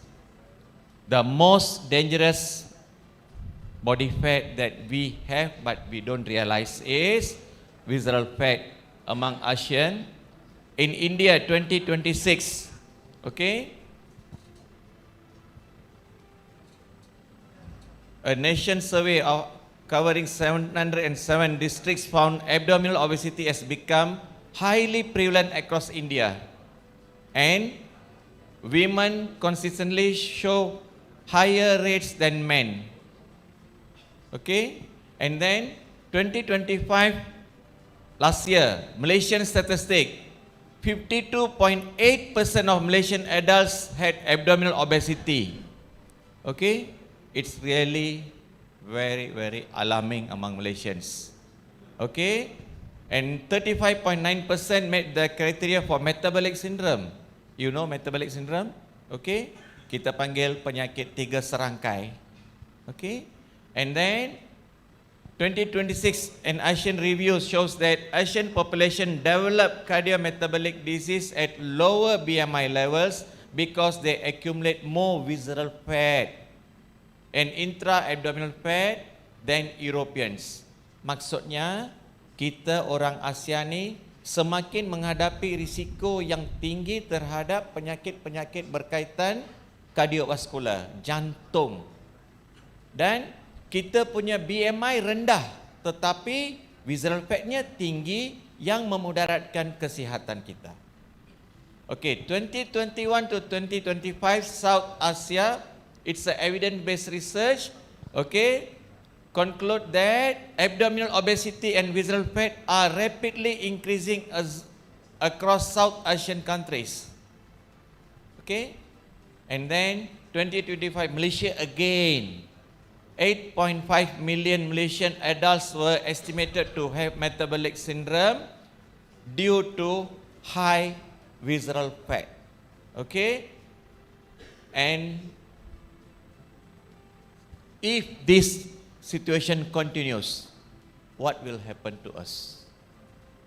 Dan hari ini kalau kita lihat di sekeliling kita, orang yang kena heart attack, those who experience heart attack and sudden death adalah orang-orang yang kurus, bukannya yang obes.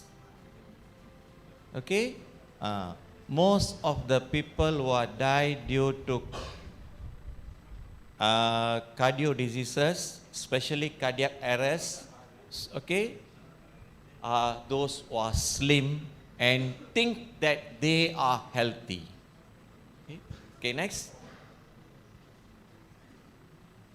Okay, jadi bagaimana kita nak jaga diri kita? How we are going to take care of ourselves? Okay, first, visceral fat rating. Okay, if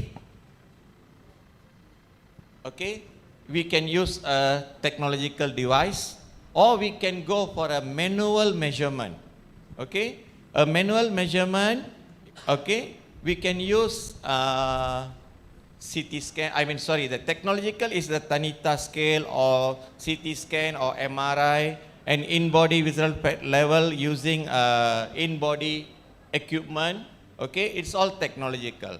Okay, and then if you go for manually, what are the instruments that we can use manually? Next, please. Okay, so we can use waist to hip ratio using just this instrument. Okay, it's very cheap. You can buy anywhere, even in a grocery shop. You can find this. So we measure our waist and hip and find the ratio. This is the norm. Okay, next, and we can also measure our waist to height ratio using the same instrument. And if you find your waist to height ratio is not greater than 0.50, then you are in a safe zone. I will show you the norm later. Next. Yeah, this is the norm. Okay, and next, please. And another one, we measure using the same instrument our waist circumference. Ukur lilit, senang cerita perut saja, Pak. Okay, dan ini dia normnya. Kalau biasanya kalau perempuan, okay, dia 80 hingga 88 cm dia kira normal. Okay, below 80 dia tiada risk. Okay, kalau lelaki below 94 cm tiada risk. Okay, next. So, finally, kita memang sehat. We are healthy. We are healthy. But we don't know the risk factors that we are creating on our own. Kita memang sehat, tetapi kita tidak sedar bahawa kita sebenarnya membina risiko pelbagai penyakit berkaitan kardiovaskular tanpa kita sedari dengan corak pemakanan yang kurang sehat, kekurangan aktiviti fizikal, dan juga yang paling utama adalah penyakit malas, lazy. So, try to evaluate yourself. Try to evaluate yourself. Cuba ukur diri kita sendiri dengan mudah. Anytime, anywhere, tiada masalah. All this norm in your handphone, dalam poket anda. Ukur, nilai, buatlah keputusan sama ada nak makan lagi, ataupun nak exercise lagi, ataupun nak kurangkan lagi. Whatever it is, everything is in your own hand. Kesemuanya ada di tangan kita sendiri. Kita yang menentukan masa depan kita, tahap kesihatan kita, dan tahap kesejahteraan kita. Sekian, terima kasih. Kita jumpa lagi. Thank you very much. Thank you, Dr. Gunadevan, for the insightful presentation on the risk of obesity and visceral fat. All right, without further ado, let us welcome our next keynote presenter, Puan Shahanim Yahya. Now, before she starts, let me briefly introduce Puan Shahanim Yahya. She is a senior research executive at the Institute for Youth Research Malaysia. With over 20 years of experience in youth development research, she holds a master's degree in international relations and diplomacy from University Technology Mara, UiTM, and a Bachelor of Science in Consumer Science from University Putra, Malaysia. Her research portfolio is extensive, encompassing major national studies including the Malaysian Youth Index, the Malaysian Sports Culture Index, Youth Mental Index, and various program evaluations for the Ministry of Youth and Sports. She has contributed to numerous publications and presentations at national and international levels, including Russia Islamic World Strategic Vision Group and ASEAN-level youth policy forums. And currently, she also serves as a chairman of Bureau of Education and Family Development for Puspanita. Without further ado, let us welcome Puan Shahanim Yahya. Puan Shahanim Yahya, the floor is yours and you have 15 minutes to complete your presentation. Thank you. Thank you, Mr. Ashwin. Assalamualaikum warahmatullahi wabarakatuh, and a very good morning to the VIPs and all the panels, and also the participant of this international conference. So today I'll share with all of you the perspective of relationship of Malaysian Youth Index and Malaysian Sports Culture Index, which are both are the national benchmark of Malaysian youth, and the ultimate goal is to achieve positive youth development. This is the both national KPI or the national benchmark by the Ministry of Youth and Sports through the Institute for Youth Research Malaysia. Next. So, could I use this? Okay. All right. This is my table of contents that consists of introduction of IRIS, the Institute for Youth Research Malaysia. The secondly is the Malaysian youth population, the scenario and challenges of Malaysian youth, continues by the Malaysian youth development at global, and the gist of my presentation, which is the relationship of Malaysian Youth Index and Malaysian Sports Culture Index to achieve positive youth development, and finally the conclusion and recommendation.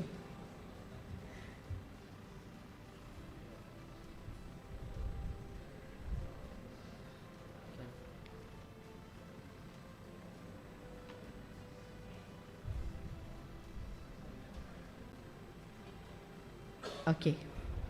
Next.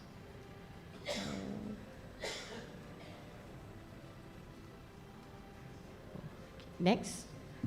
Okay. Can I? Yeah, this one. Okay.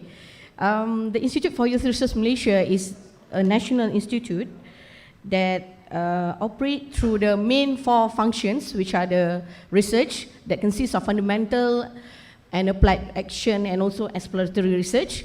The second core businesses are the data hub that consists of my profile, Malaysian youth profile, Y data, youth data at IRIS, youth dashboard, the program monitoring mechanism through the dashboard, and also the big data analytics. And the third publication that consists of predicate, special and base research findings. And finally, through the research and support programs that consists of such as roundtable discussion, town hall, seminar, and etc. Okay.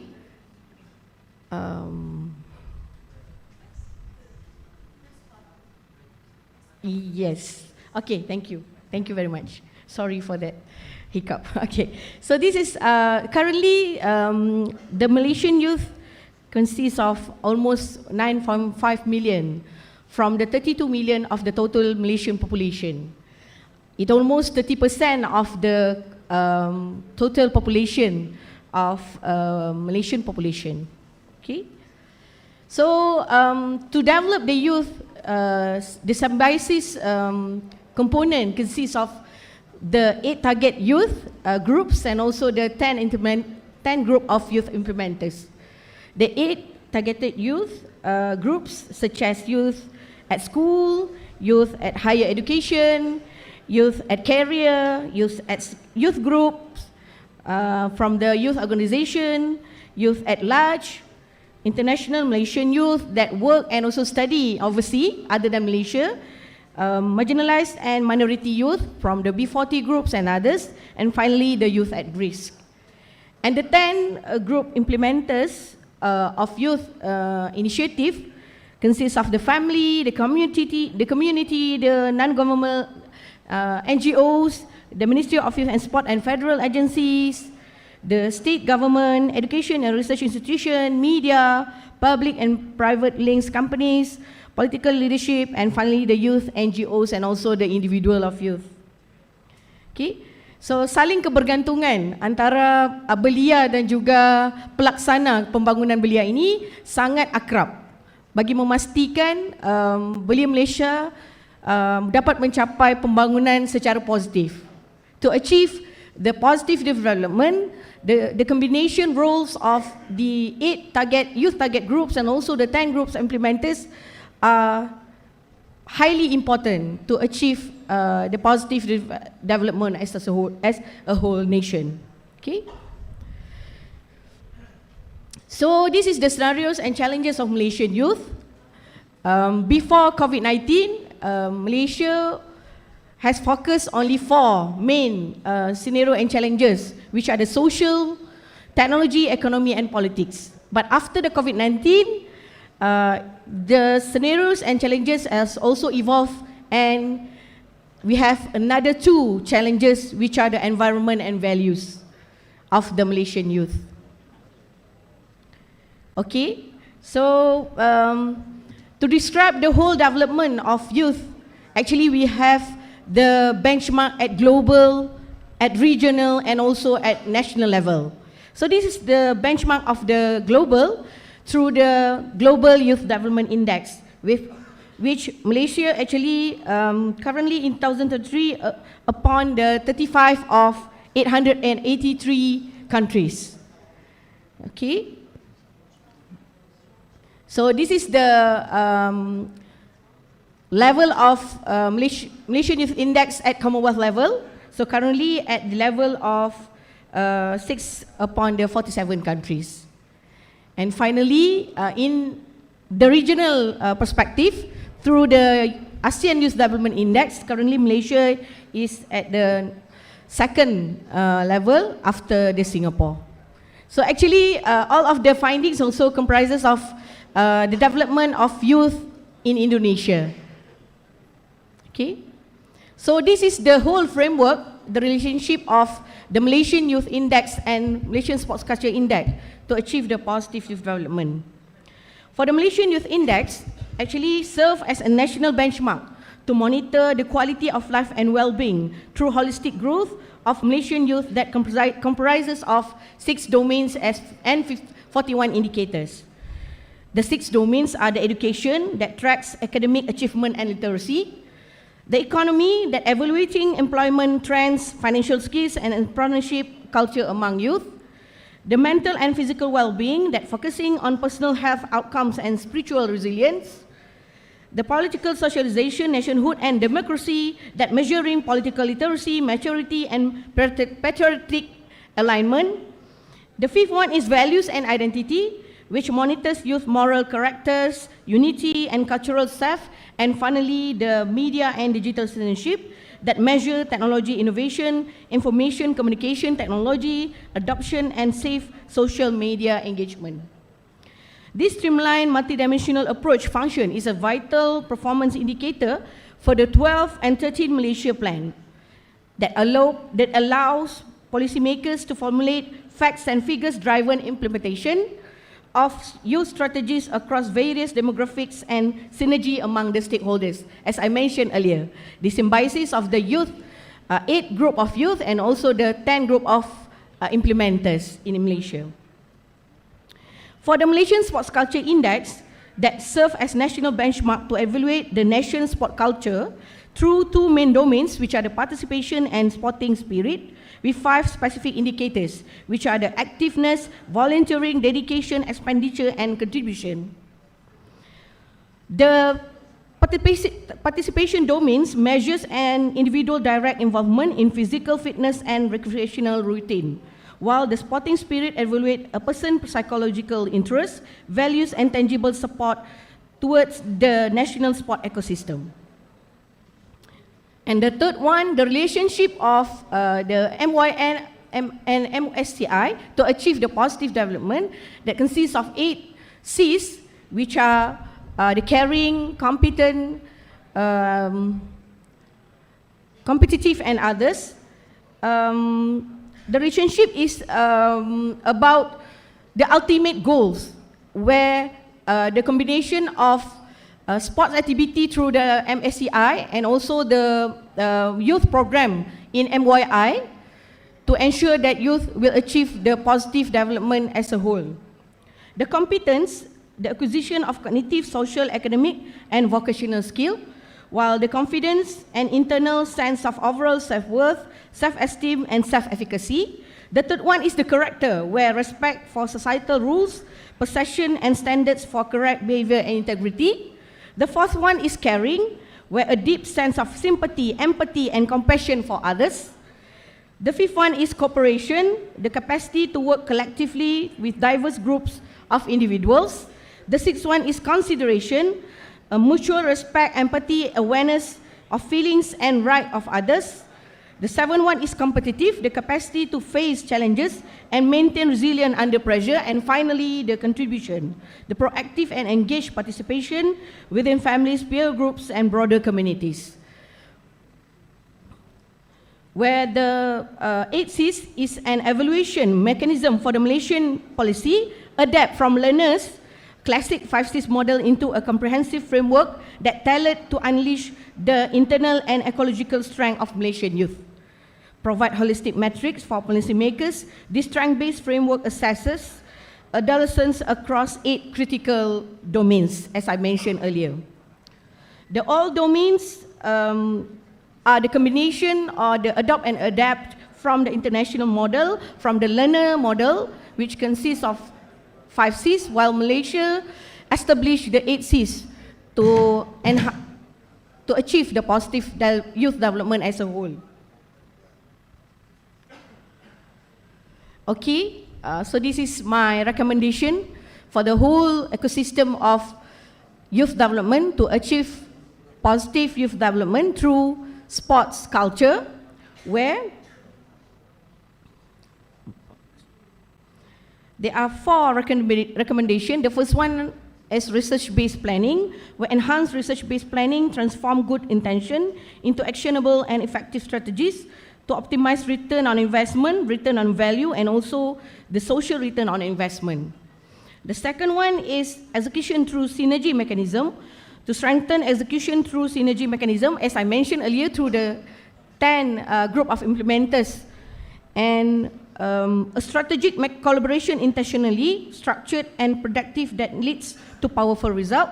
The third one is outcome and impact assessment, to regulate outcome and impact assessment, to measure changes and also achievement that complete the research-based planning cycle by ensuring accountability, learning, and also continuous improvement. And finally, reporting and monitoring, where consistent reporting and monitoring to compass while reporting in the map to provide transparency and to help ensure research-based plan that leads to measurable and meaningful impact. As a conclusion, to achieve a positive development, to strengthen the synergy of the youth and implementers are significantly important to ensure that the goals to achieve that 8 C's in positive development could be achieved.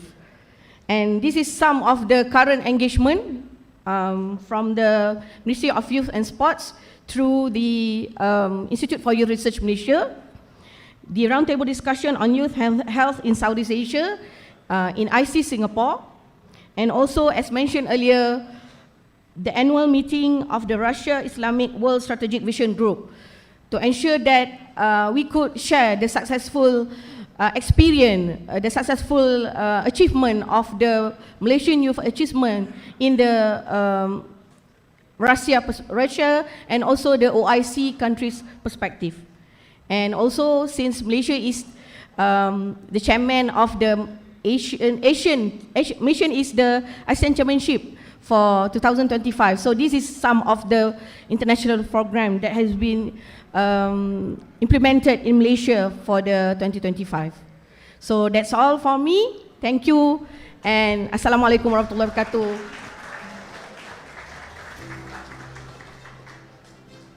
A wonderful and insightful presentation by Puan Shanim Yaya. Now, for our next keynote presenters will be conducted online. Now, Dr. Andrew Mills, are you there? Dr. Andrew Mills, can you hear me? Okay, let us proceed to the next one. Dr. Balaji, are you there? Can you hear me?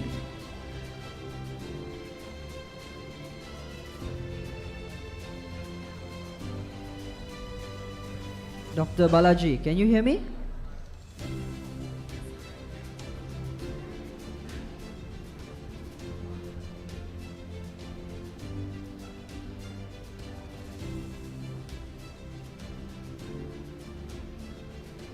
Yeah. Dr. Balaji, can you hear me? Is he there? Yeah.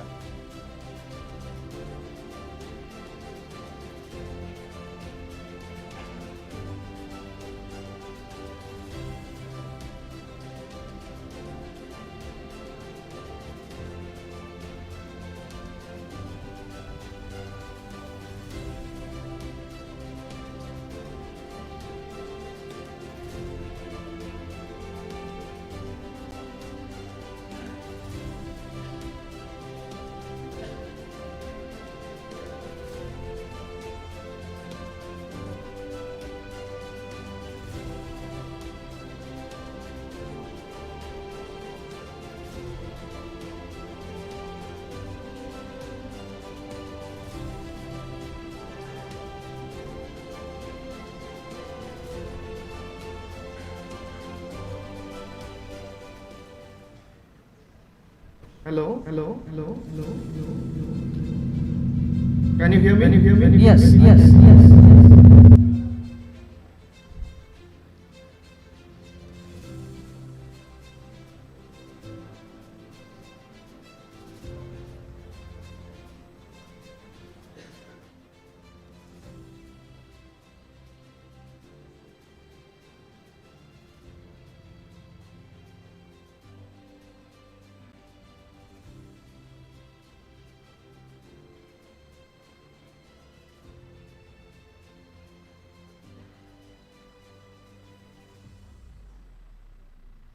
Hi, Dr. Balaji. Can you hear me? I think you need to unmute.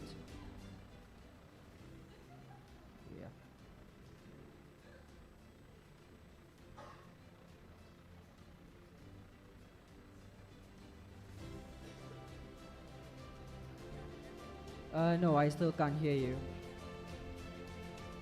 Just give me a moment, yeah?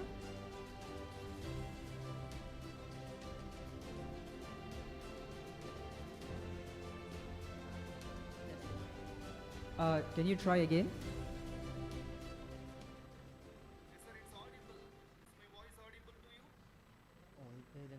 Yeah, I can hear you, but it is very faint and low volume. Can you maybe increase your volume of your voice? Is that possible?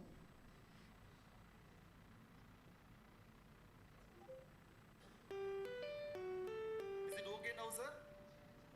Is it okay? Yeah, it is better. It is better. Okay, shall I start?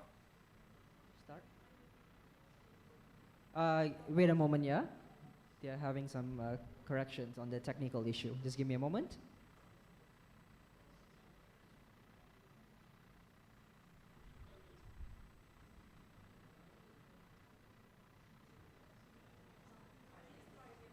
Can you try to speak again, Dr. Balaji? Sir, it is audible for me. Is my voice audible? Yeah, it is perfect. We can start right now. So, welcome, Dr. Balaji. So, before you start, let me briefly introduce you to the participants and presenters here in the physical hall. Okay. So, dear presenters and participants, Dr. Balaji is the Director of Physical Education at CBM College, Coimbatore, India. He has multiple degrees, including a Master's in Philosophy, Master's in Physical Education, and he has received a gold medal for his Bachelor's in Science, Physical Education. His research specialization includes handball, training methods, and with over publications in Scopus and Web of Science Index journals. He currently serves as a co-investigator on an AI-enhanced movement education framework for injury prevention in youth rugby. He has filed for multiple patents, received several Best Paper and Best Faculty awards, and he serves as a reviewer for numerous international journals, including Frontiers of Physiology. So, without further ado, let me welcome Dr. Balaji for his keynote presentation. Dr. Balaji, the floor is yours and you have 15 minutes for your presentation. Thank you. Thank you, sir. Thank you.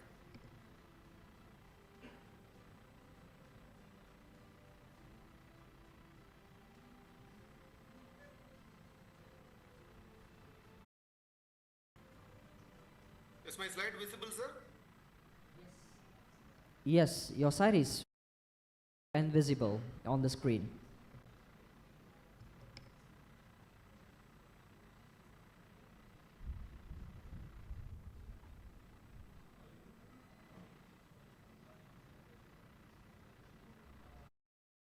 Dr. Balaji, just give me a volume has disappeared. It's an honor to share this virtual platform with such an esteemed gathering of scholars, educators, and researchers. Although we may be separated by thousands of kilometers, today's technology has brought us together on a single platform with a common purpose to explore how sport, education, technology, accessibility, and inclusion can work together to create a better future for all. And it is both a privilege and honor to address this distinguished gathering on a topic that has the potential to transform education, health, and society. The topic is physical literacy for all, bridging sport, education, technology, and disability inclusion.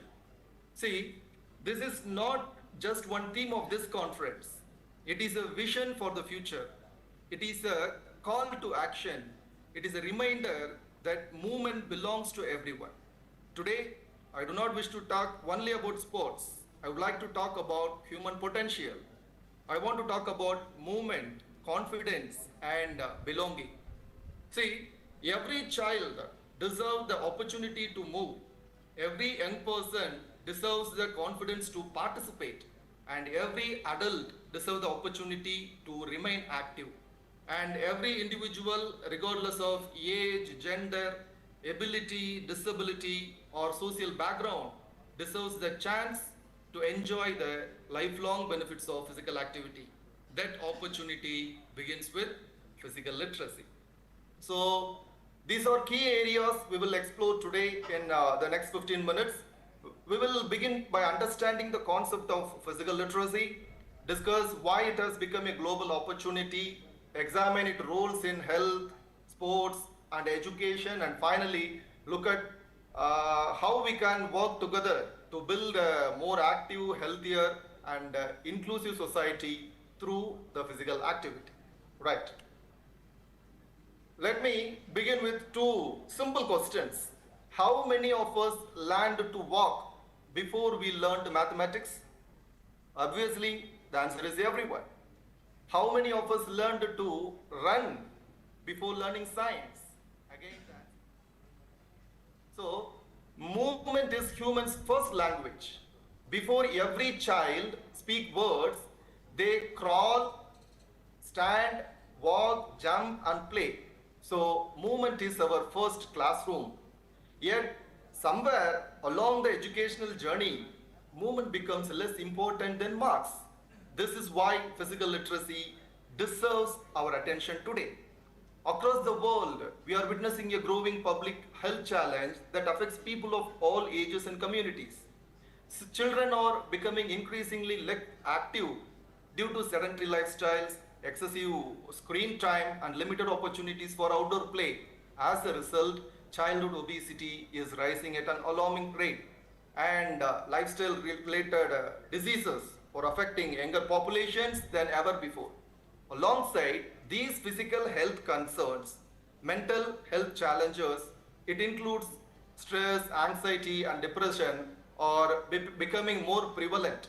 So ultimately, physical literacy is everyone's responsibility because building healthier, more active, and more inclusive societies requires the collective efforts of all sectors working together. Now, what is physical literacy? In simple terms, physical literacy is not just about being fit, playing sports, or winning medals. It is about developing the skills, confidence, and desire to be physically active throughout life. See, a physically literate person values movement.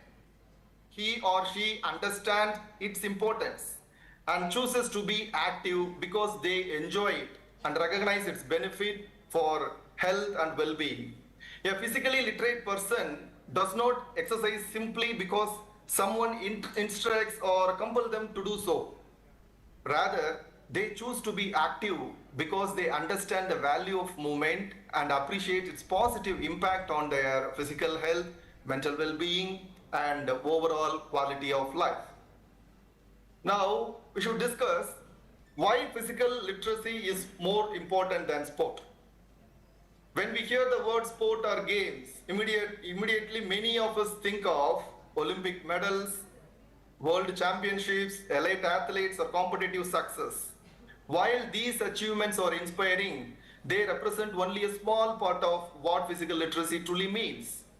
Physical literacy shifts our focus from winning competitions to fostering lifelong participation in physical activity. It asks a much broader and more meaningful question. How can we help every person enjoy movement throughout life? The objective is not to produce champions alone, but to empower individuals of all ages and abilities to lead active, healthy, and fulfilling lives. Not everyone will become an Olympic medalist or professional athlete, but everyone can become physically active, improve their physical and mental well-being. So this is the true goal of physical literacy, to inspire and enable every individual to value, enjoy, and engage in physical activity as a lifelong journey rather than merely a pathway to sporting excellence, right? The next one is, these are the 4 pillars of physical literacy. It is built on 4 interconnected pillars. that work together in develop an active and healthy individual. See, the first pillar is physical competence, which refers to the ability to perform fundamental movement skills such as walking, running, jumping, throwing, and so on. These basic skills are the foundation of all physical activities and sports. Just as we must learn the alphabet before we can read and write, we must first master these fundamental movements before we can confidently participate in games and sports.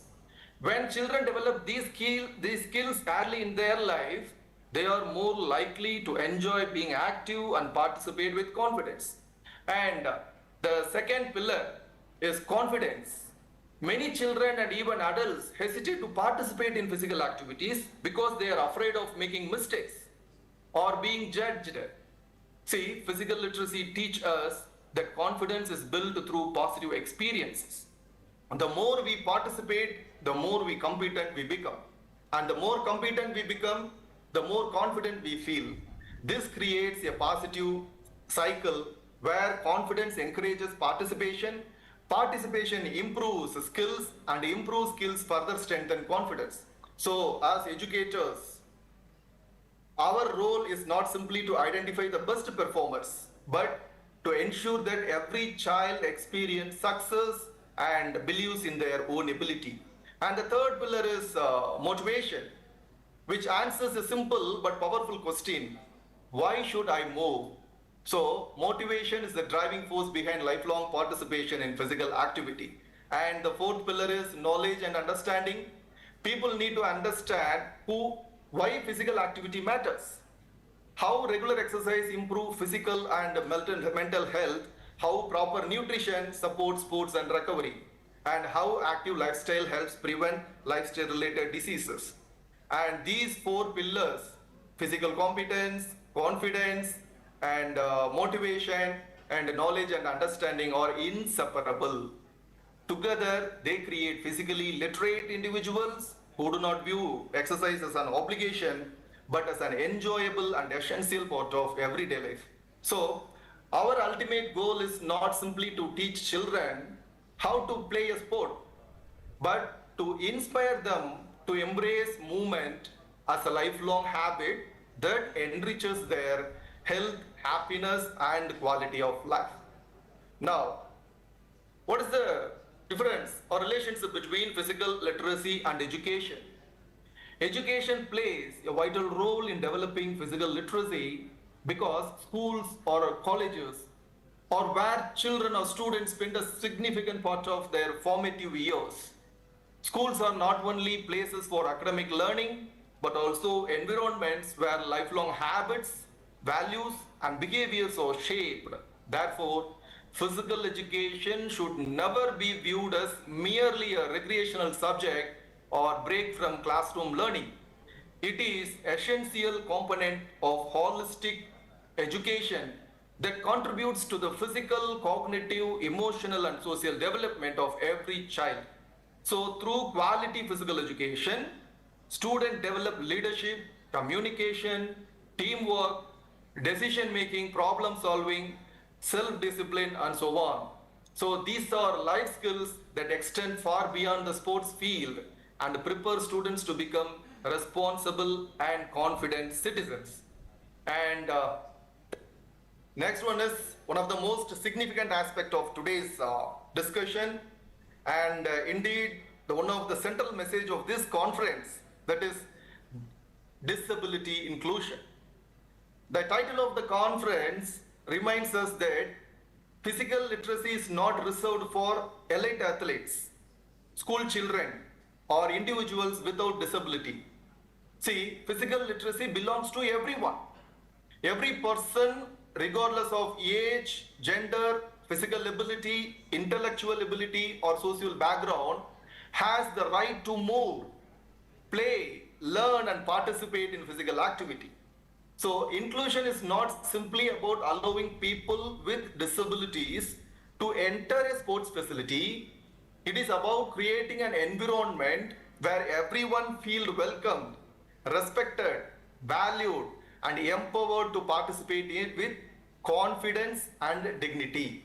So the next one is the architects of physical literacy. Who is the architects of physical literacy? We, the teachers. Physical educators are the architects of physical literacy. See, teachers play the most influential role in developing physical literacy because they do far more than teach skills. They inspire attitudes, shape behaviors, and build confidence that lasts a lifetime. So every physical education teacher has the opportunity to transform a child's perception of movement.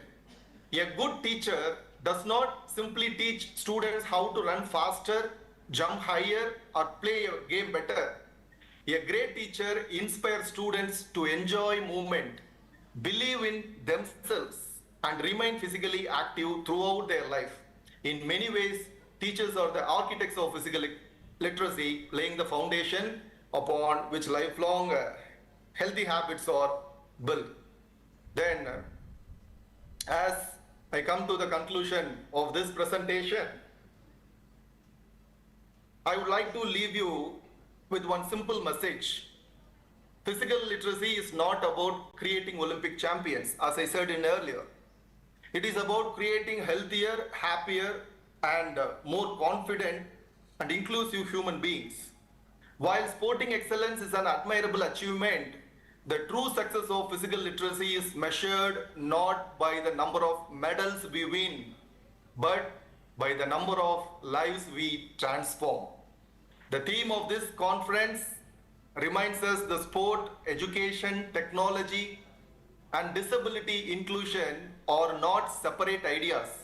They are interconnected pathways that lead a healthy and happy life. So let us leave this conference not only with the new knowledge, but also with renewed commitment. Let us become ambassadors of physical literacy in our workplace and nation. Together, let us ensure that physical literacy is not a privilege for few, but a fundamental right for all. Thank you, one and all. Thank you for your attention. Thank you so much.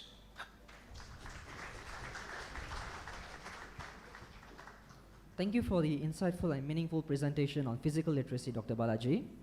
Now, before we move on to the next keynote presenter, I would like to go back to Dr. Andrew Mills. Dr. Andrew Mills, are you there? Can you hear me?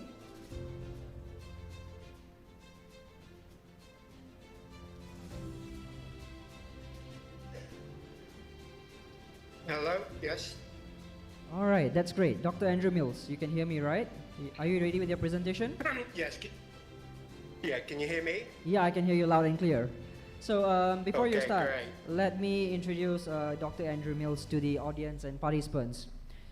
So dear researchers and presenters, Dr. Andrew Mills is a consultant performance psychologist and a lecturer in sport and performance science at Thaksin University, Thailand. He has experience over 20 years, bridging academic research and applied high performance practice across sports, health, education, and business. He holds a PhD in sports and performance psychology from Sheffield Hallam University, and he has collaborated with world-leading institutions including Loughborough University, Leopold John Moores University, the English Football Association, the International Olympic Committee, and not forgetting the Royal Belgian Football Association. Now, his research focuses on talent development, psychological readiness, and athlete well-being. He has numerous publications in high-impact journals, and he has been twice nominated for the Inspirational Teacher of the Year at Sheffield Hallam University. Now, without further ado, let us warmly welcome Dr. Andrew James Mills for his keynote presentation. Dr. Andrew James, the floor is yours and you have 15 minutes. Thank you very much for that very warm welcome and nice introduction. I'm very pleased to join you today and be honoured to represent Thaksin University from southern Thailand. Can you hear me okay? There seems to be a bit of a delay on my side. I can hear you loud and clear. You're good to go, Dr. Andrew. Good to go. That's actually the theme of my research, so you've done well there. Let me just share my screen and then I'll get straight into it. But thank you once again to the conference organisers for the opportunity to contribute to your conference today.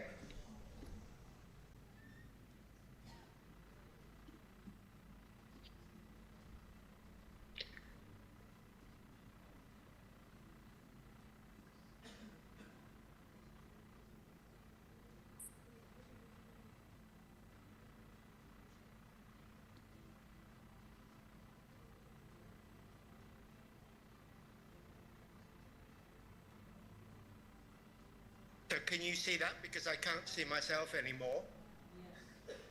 Yes, we can see your presentation. Okay, fabulous. So 15 minutes from now, did you say? Yep, you're ready to go. Perfect. Okay, thank you. So today, my keynote is called Giving Every Performer a Voice, and it focuses on designing innovative listening systems for inclusive high-performance sport.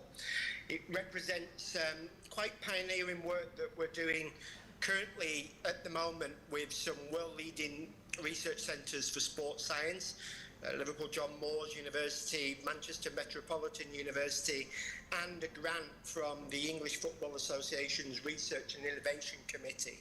So you might not know what a listening system is right now, but hopefully in 15 minutes time you might be able to take away a greater understanding of what these mean. And I thought amongst a lot of the work that I do in applied research and consultancy in elite sport, I thought this was quite a fitting topic due to the themes of the conference around innovation and inclusivity. So let's get stuck into it. So just a little bit of background about myself. I'm actually a psychologist who works in sport rather than a sports psychologist. What does that mean? That means for many years I actually worked in corporate and business worlds and government public service as a psychologist in an area called people analytics. So basically I studied what drives people, teams and world-class companies to deliver high performance on a consistent basis. So then, after many years working in that field, I went back to academia and my passion for sport, and I thought moving from elite business into elite sport was a natural transition. It was the same questions that I was studying on a daily basis, but it was just a new setting, a new context, and that actually framed my doctoral studies at Sheffield Hallam University, exploring what talent development, psychological talent development, and what factors underpin what we call a high-performance culture. So my research and applied work focuses on identifying the psychological characteristics of optimal performance, and combined with that, the psychosocial environmental conditions around the performer that interact together to create successful high-performing cultures. So in business, listening is considered quite standard practice. So what do we mean by listening? We mean, you might have heard terms like voice of the customer or voice of the employee. So what that is listening to the voice of the customer, listening to the voice of your employees through structured listening programs. Essentially, these are fancy online feedback systems that capture their experience, and then businesses will translate what they hear from this feedback into actionable strategies to improve in performance, whether that's making more engaged employees or better products. That's the whole concept. Yet in sport, we rarely listen to the voice of the performer. So when I mean by performer, rather than just voice of the athlete, I mean athletes, coaches and support staff, everybody involved in the sports system. So listening systematically to what athletes, coaches and support staff think and feel, understanding their holistic psychological experience that impacts and influences both collective and individual performance. So in sport, you'll all know this, we track the physical factors of performance very well, world class, but the mental and emotional factors behind or that support sustained performance success, far less so. We're not quite at the same level.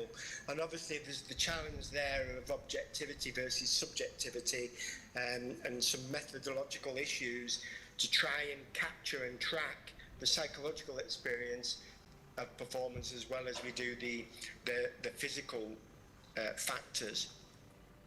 But ironically, it's these human factors that often drive a high performance culture. So that's where performers are stretched, they're challenged, but they're united and they have a shared sense of purpose. They feel engaged and valued. They feel like their contribution matters, and they're given the environmental conditions to perform at the best. You get it right, performers thrive. Get it wrong, and sometimes they're heading for the exit door and you might go somewhere else. So that's what we call a flight risk. So you can think some of the world's most successful sports teams and organisations are underpinned by a high performance culture. Most people are aware of this term, I think. So the question was clear in our research: what if we learned to listen well in sport? So to reiterate, I don't just mean athletes, to everybody. So that's the inclusivity element. Everyone that works together in the sports system, athletes, coaches, support staff, they're all performers in their own right, and we have a duty of care to listen to everyone involved, because collectively they shape team and organisational performance. When I worked with the England national team, we reinforced to everybody there that there's no hierarchy, it's more like a circle. So the players can only perform at their best if the coaches and the physios and the sports scientists are all performing at their best. Yeah? So when we listen, we have to listen to the 360 viewpoint, if you will. So how do we design voice of the performer listening systems? I'm kind of now working on developing the concept of performer analytics. So think of it, people analytics from business, but built and applied for elite sport. So by listening closely to what performers think and feel, we're able to identify what's working and what's not. Then translate that insight into actionable recommendations to optimize performance at the individual, the team, and the organizational level. And it gives particularly sports psychologists in elite sport actual tangible intelligence that they can use in multidisciplinary team meetings, or MDTs. Often the biomechanist or the physiologist and the performance coaches will go armed with all this intelligence and metrics, and the psychologist often feels left out because they have no actionable, tangible intelligence to show. So this gives them, it arms them with that intelligence. So, like I said, this concept frames ongoing applied research being carried out right now in collaboration with Liverpool John Moores, Manchester Metropolitan University, and the English Football Association's Research and Innovation Committee. So what do we listen for? And it's a bit of a buzzword, but when we say listen, we really mean measure or track. So we track 4 core factors that we found our research has shown interact to shape the strength of a performance culture. So the first is what we call psychological load. So similar to training load, but this is, when you think of training load, that's the physical demands placed on someone's body. So psychological load is the physical demands placed on someone's mind. So total psychological load a performer carries with them. So that's mental pressure, mental interference, distractions, and the emotional weight, the emotional baggage that they're carrying with them at any given time. And this can ebb and flow. And that's why we say, is it helping or is it hurting? Is it low in magnitude or is it high? Psychological readiness is how ready mentally and emotionally they feel to perform at their best, how confident they feel of performing well, how motivated they are, how focused on the challenge that lies ahead, and how emotionally stable and ready they feel. Are they good to go, or are they not primed to peak? Performer engagement is more of your inward perception of the workplace. So how invested and connected a performer feels across 5 dimensions. So vigor is how energized they are, how much effort they put into the work, how committed, how dedicated, the sense of meaning and purpose in their work, the connection that they feel, the sense of belonging, and also inspired by Csikszentmihalyi's flow, it's how immersed they are, yeah, how absorbed in their work they are. So when all those are high, they're highly engaged, and that's linked to higher performance. And then the environment strengths around them. So how a performer perceives the psychosocial conditions around them, like the psychosocial architecture, if you will. And there's 9 dimensions that our research has identified, and within those dimensions, 27 individual, what we term environment strengths. So is the environment strong? Is it helping them? Is it raising people up? Or is the environment around them dragging them down? So people always think about psychology as an internal thing, but you can be very resilient, but if your environment is hammering you down, that resilience will start to crumble. So together they reveal what we call the shape of the performance psychological experience and the strength of the performance culture. So how we listen. We use evidence-based monitoring tools. These are research-driven, practice-informed. So 4 measures that we've developed from our own models. We have 2 state-based triage screening tools, similar to like an RPE Borg scale or a Hooper Wellness Index. They measure the person's load and readiness in the moment before they perform. They can be completed in a couple of minutes. Then we have 2 what's called periodic profiling tools, and they measure the cultural factors of engagement and environment. They're all delivered online, and at cadences shaped to the performance setting. That simply means that the triage scores would have a higher frequency, maybe weekly or fortnightly, and the profiling tools we do maybe quarterly or twice a year. So that captures both the magnitude and the direction. So magnitude, how much, and the direction, is it helping or hurting performance?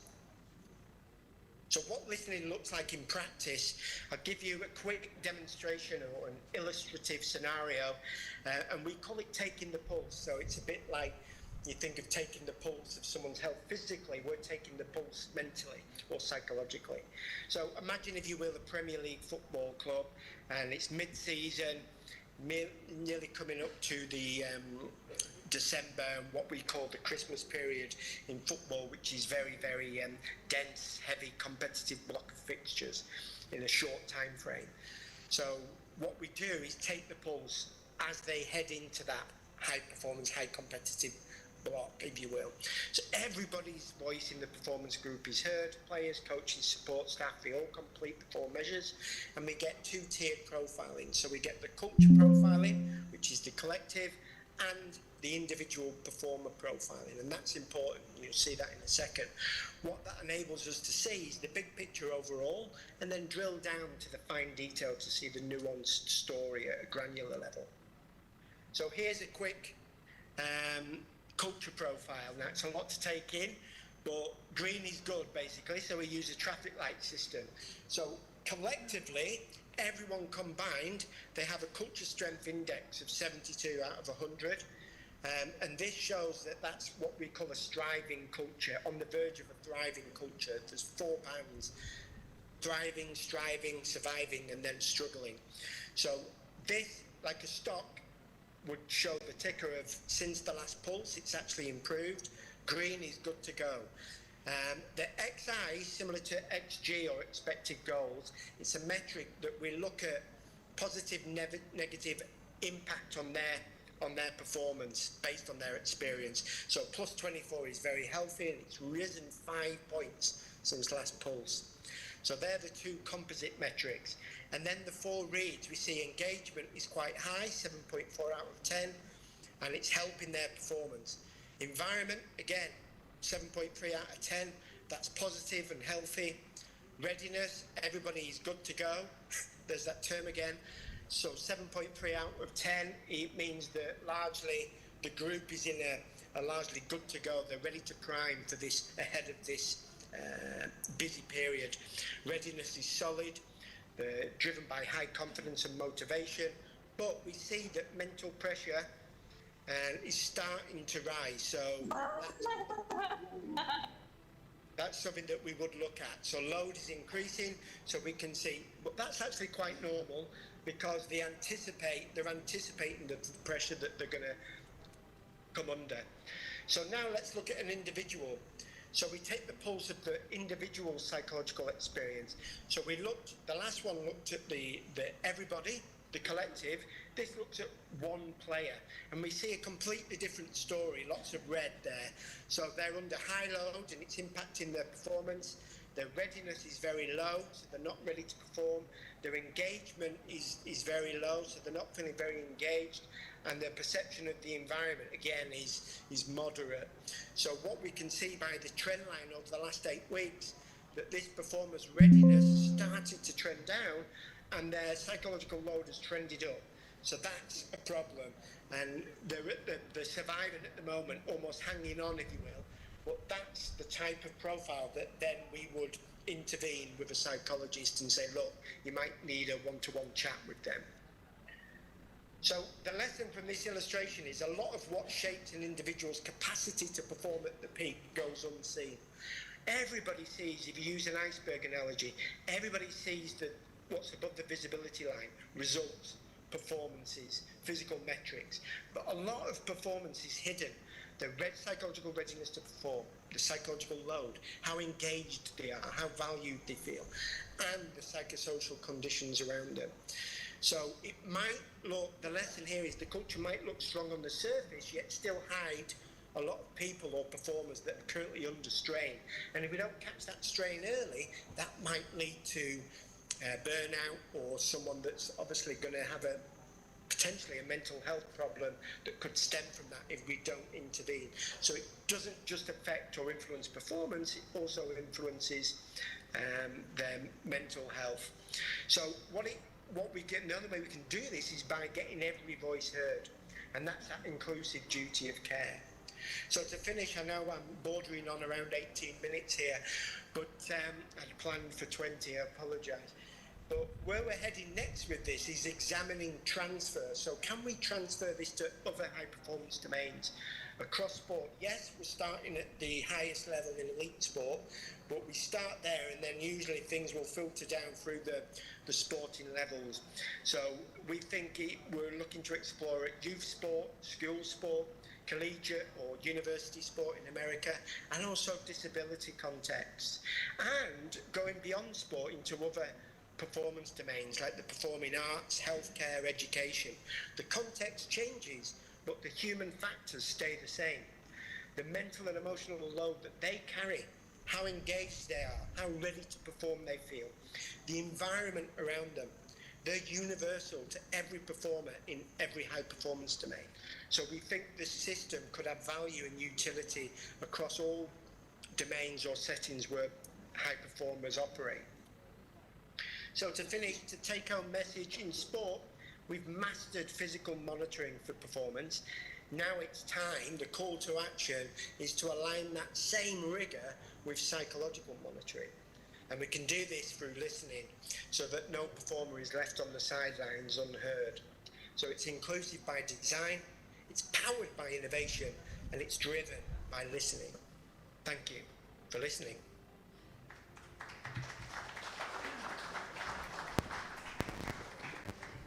Thank you very much for your insightful presentation on the performance and the psychological load on athletes, Dr. Andrew Mills. So without further ado, let us welcome the next keynote presenter and the last one for today, Professor Dr. Yusuf Hidayat. So let me introduce Professor Dr. Yusuf Hidayat. And Professor Dr. Yusuf Hidayat is a full professor in sports and exercise psychology at Universitas Pendidikan Indonesia, UPI. He serves as the head of the physical education, health, and recreational study program, and he is also the head of UPT Sports Center. He holds a PhD in educational psychology with a concentration in sports psychology from Universitas Gajah Mada. He has extensive experience as a mental coach for Indonesian national athletes across multiple pond games, SEA Games, Asian Games, and as well as international badminton umpire, including at the Athens Olympics. He has an H index over 7 and with over 35 Scopus and Web of Science publications. He serves as a reviewer and editorial board member for 18 journals, including Q1 journals such as BMC Psychology and Retos. Not to forget, he has also supervised 15 doctoral students to completion. Without further ado, let us welcome Professor Dr. Yusuf Hidayat. Professor Dr. Yusuf Hidayat, you have 15 minutes for your presentation and the floor is yours. Yeah. Bismillahirrahmanirrahim. Assalamualaikum warahmatullahi wabarakatuh. Very good morning, ladies and gentlemen. This morning I have got a best opportunity to sit in front of you and can share and discuss something regarding with our topic. But before I start to explain our topic, please allow me to using Indonesian languages. I'm so sorry so much. Bapak dan Ibu yang terhormat, 2 hari yang lalu, PENJI, Asosiasi Pendidikan Jasmani Indonesia, or Indonesian Association for Physical Education, itu bertransformasi dari FKPPS, Forum Komunikasi Pengelola Program Studi. Karena itu juga yang menginspirasi kami untuk berbagi informasi terkait dengan ASPENJI ini. Anggap saja bahwa ini merupakan international launching our association. Tepuk tangan buat asosiasi.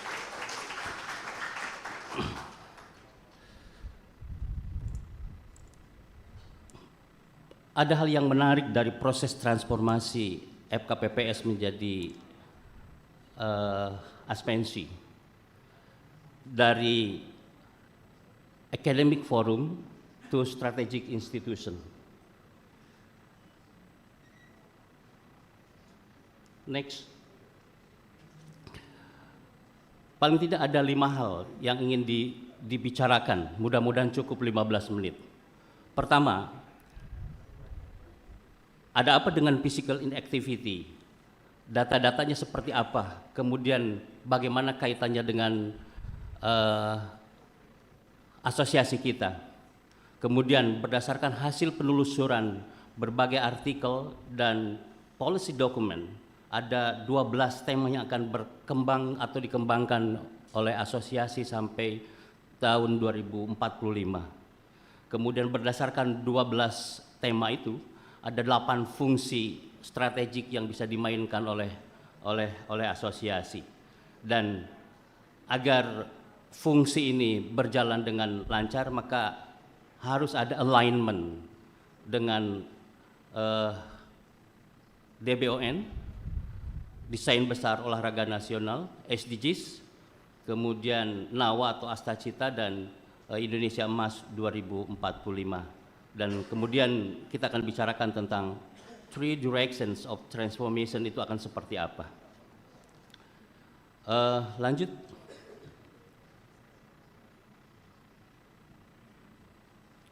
Tiga pertanyaan penting ini. Siapa yang akan menjamin dan menjaga koherensi kurikulum pendidikan jasmani? Jawabannya salah satunya asosiasi. Jadi kita punya peran penting dalam konteks menjaga koherensi kurikulum pendidikan jasmani. Yang kedua,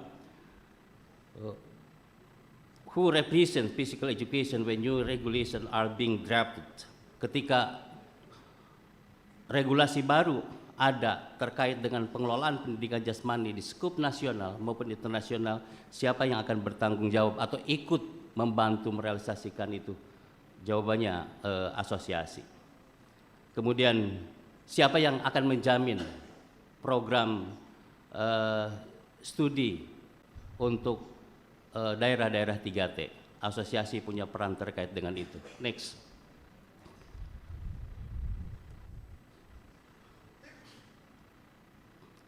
Hasil riset-risetnya menunjukkan bahwa 58% remaja berusia 10-14 tahun itu physically inactive.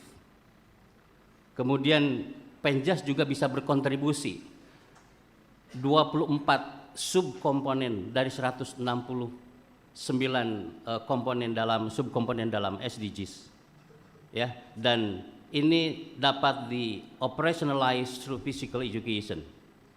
Kemudian 8 hal yang terkait dengan quality of physical education, dan terakhir yang menarik yang harus kita isi oleh asosiasi adalah bukti-bukti empiris ternyata di Southeast Asia, di Asia Pasifik, PA and SDGs tadi itu masih 0. Itu hasil scoping review di tahun 2023. Next. Dari sisi dokumen di global mandate it physical education is recognized as a development instrumen pengembangan atau pembangunan. UNESCO bahwa sudah disebutkan di UNESCO bahwa physical education sebagai fundamental rights of every child. Kemudian WHO terkenal dengan the Global Action Plan on Physical Activity atau GAFA. Kemudian juga di SDGs, terkait dengan SDGs terutama SDGs 3, 4, dan 5. Kemudian juga di GOPE 2025, kita bisa menemukan kalau pendidikan jasmani bisa berperan di sana. Kemudian di tataran nasional, ada 4 yang perlu kita pertimbangkan agar asosiasi bisa masuk di dalamnya. Pertama, desain besar olahraga nasional, National Grand Design of Sport. Kemudian juga visi Indonesia Emas yang 2045 mudah-mudahan terjadi. Kemudian Nawacita yang 9 prioritas pembangunan, juga Astacita 8 prioritas pembangunan, serta RPJPN. Next.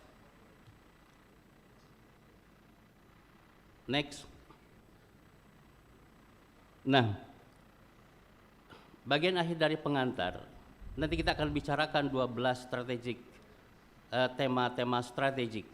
Ini hasil dari thematic analysis sejumlah artikel di Scopus.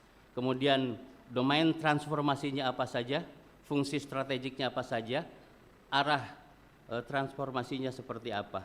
Next. Ini yang 12. Next. 4 diantaranya terkait dengan academic transformation. Yang terkait dengan academic transformation itu ada 4 hal. 1, strengthen the national curriculum standard. Dan asosiasi bisa masuk di dalamnya untuk membantu pemerintah dalam mengembangkan atau menguatkan kurikulum yang standar di bidang pendidikan jasmani.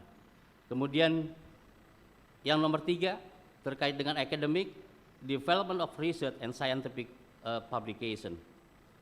Mengembangkan riset dan publikasi ilmiah. Kemudian di nomor 8 yang termasuk pada kategori academic transformation, strengthen disciplinary identity and character. Kemudian nomor 11, contribution of physical education to the SDGs. Terutama yang terkait dengan SDGs nomor 3, good health and well-being. SDGs nomor 4, itu quality education. SDGs nomor 5, gender equality, dan seterusnya. Next. Nah, domain capacity. Ada 4 domain capacity yang bisa di mana asosiasi mengembangkannya. Pertama, improving lecture quality and competence, membantu mengembangkan kompetensi dan kualitas para dosen. Kemudian accreditation and quality assurance of study program, mendampingi proses akreditasi dan kualitas kontrol dari program studi. Kemudian selanjutnya international collaboration and global recognition. Sampai hari ini asosiasi telah terkoneksi dengan ASPES, telah terkoneksi dengan AISEP, dan mudah-mudahan ke depan terkoneksi juga dengan ICSSPA. Kemudian yang terkait dengan capacity transformation, yang terakhir adalah digital transformation and learning innovation. 4 yang terakhir terkait dengan ecosystem transformation.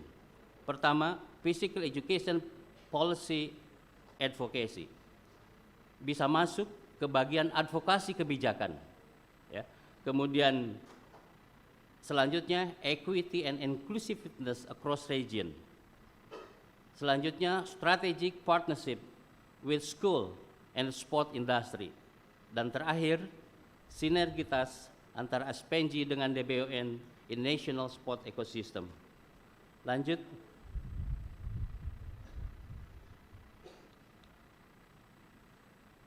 Dua 12 tema strategik ini yang akan kemudian menjadi garapan asosiasi dalam 19 tahun ke depan, terutama untuk fase pertama dari Rensra yang akan dilaksanakan sampai tahun 2029. Ada 4 academic transformation, ada 4 capacity transformation, dan ada 4 ecosystem transformation. Ada 8 fungsi yang bisa dikembangkan terkait dengan ke-12 tema itu. Next.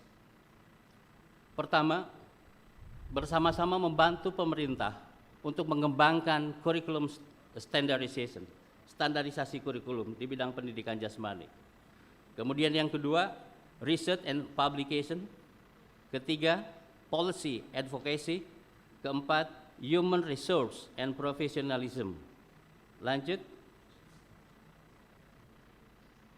Fungsi yang kelima sampai ke-8, international collaboration, kolaborasi internasional. Kemudian ke-6, digital transformation. Ke-7, regional equity and development. Dan terakhir, akreditasi dan quality assurance. Next.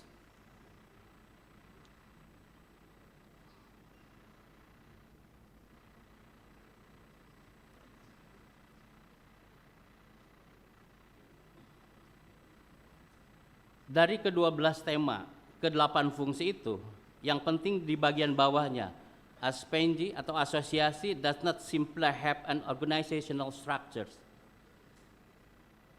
Tidak hanya memiliki struktur organisasi, tetapi ASPENJI has a substantive mandate.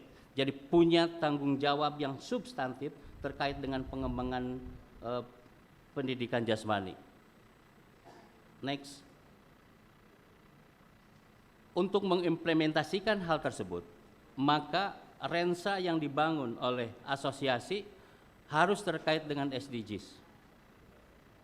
24 diantaranya dari 169 subkomponen SDGs terkait atau terkoneksi dengan SDGs. Kemudian DBON itu 1 dari 3 pilar dalam DBON terkait dengan olahraga pendidikan. Dan kemudian Indonesia Emas. Gambar ini menyajikan 4 pentahapan dalam Rensra Asosiasi Pendidikan Jasmani. Tahap yang pertama, foundation stage, 2026 sampai 2029. Ada beberapa indikator yang kemudian harus direalisasikan. Saya tidak sebutkan satu-satu karena cukup banyak. Kemudian tahap yang kedua, acceleration stage 2030 sampai 2034. Mudah-mudahan kita sudah punya Sinta 1 dengan 200 Scopus artikel di mulai tahun 2030 dan seterusnya. Kemudian tahap ketiga consolidation 2035 sampai 2039. Ini Asian Leadership, National Research Center, 50% of study program unggul, 38 regional board. Kemudian selanjutnya di tahap terakhir kejayaan 2040 sampai 2045. Mungkin saya sudah tidak ada ya, tapi pasti akan ada yang meneruskan. 70% program studinya unggul. Kalau sekarang ada 128, tinggal hitung sendiri 70% dari 128 berstatus program studi yang unggul. Kalau klasifikasinya belum diganti. Kemudian mungkin tidak ada 1000 Scopus artikel dalam 1 tahun. Dan kita akan punya endowment 50 miliar. Ya, dan seterusnya. Lanjut.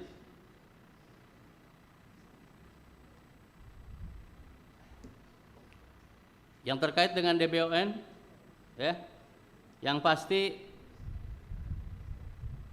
emas prinsipal itu yang perlu diperhatikan. Excellent, measurable, accountable, systematic, dan sustainable.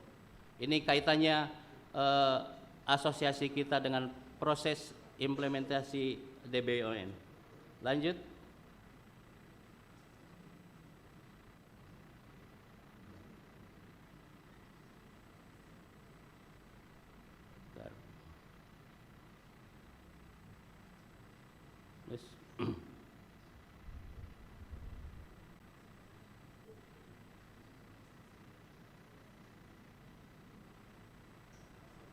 Slide terakhir, recommendation saja.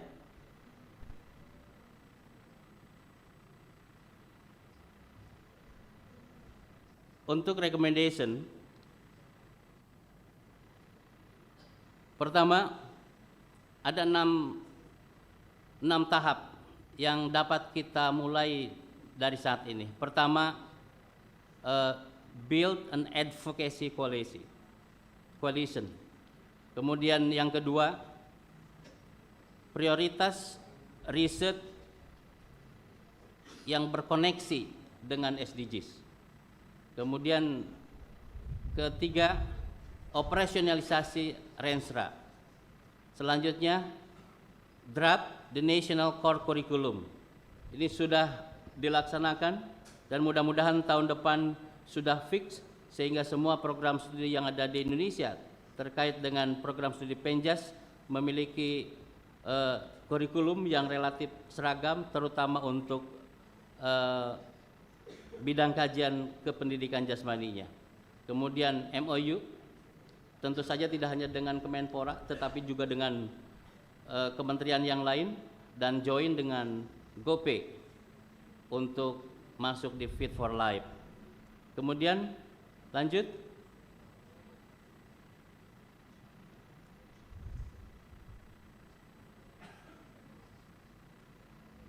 Ini recommendation untuk pemerintah dan juga members study program. Satu, untuk pemerintah, mudah-mudahan ke depan involve Aspenji formally in the DBON Central Coordination Team. Bisa masuk, terintegrasi dalam programnya DBON. Kemudian support funding for collaborative research of international standard.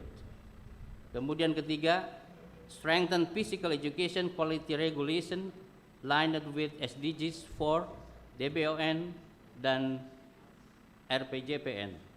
Kemudian use the Fit for Life framework to strengthen national quality physical education policy.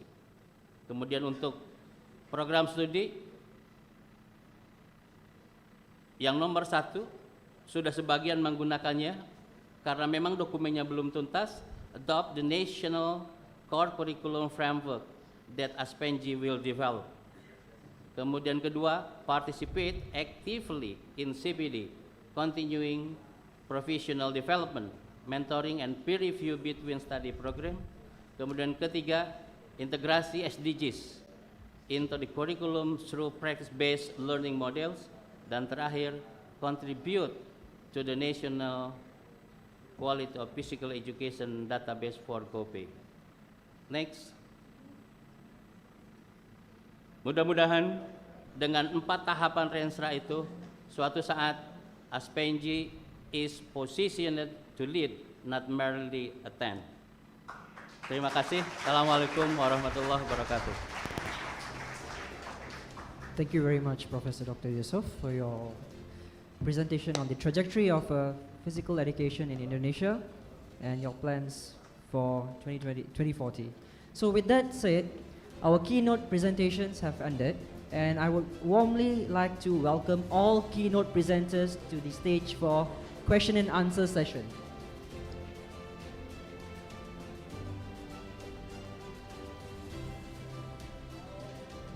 All keynote presenters, please come onto the stage for question and answer session from the participants and researchers.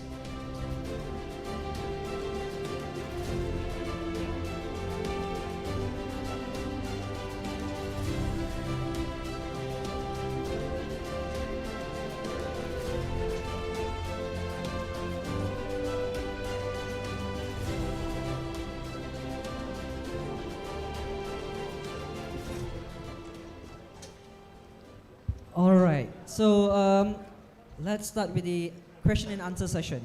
So I would like to request, is there any questions from the participants and researchers? We can go one by one, sure. Yes, please address your question towards the keynote presenter that you would like to ask. And once done, wait for the answer before you proceed to the next question. Thank you. Thank you for this opportunity. Let me introduce myself. My name Alif. I'm from Sukabumi. So today I have a good question regarding running, which is from Mr. Ken Wine from the Melbourne. Thank you. So, sir, I saw interest regarding what you said before, and I believe running in Indonesia is the one of the famous thing that happening right now. And I mean, what you said is very completely easy to understand. So appreciate it.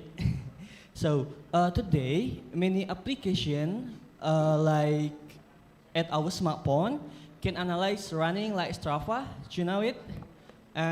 It able to analyze the quantity, but not the quality, right? So beside that, you provide the application like Kinovea and other application that can analyze the shape of form people, which one is appropriate and which one is no. So I mean today, is it for the future research? Perhaps I want to discuss with you how if we try to develop it to more accessible, like integrating in our smartphone to use it in many areas easily, and integrate it like with API artificial intelligence, so it may be give the feedback directly to people, especially to the beginner, not coaches, not professional. So I mean it's something new innovation that very breakthrough. And my primary question is how about it? Can you extend or something? Thank you.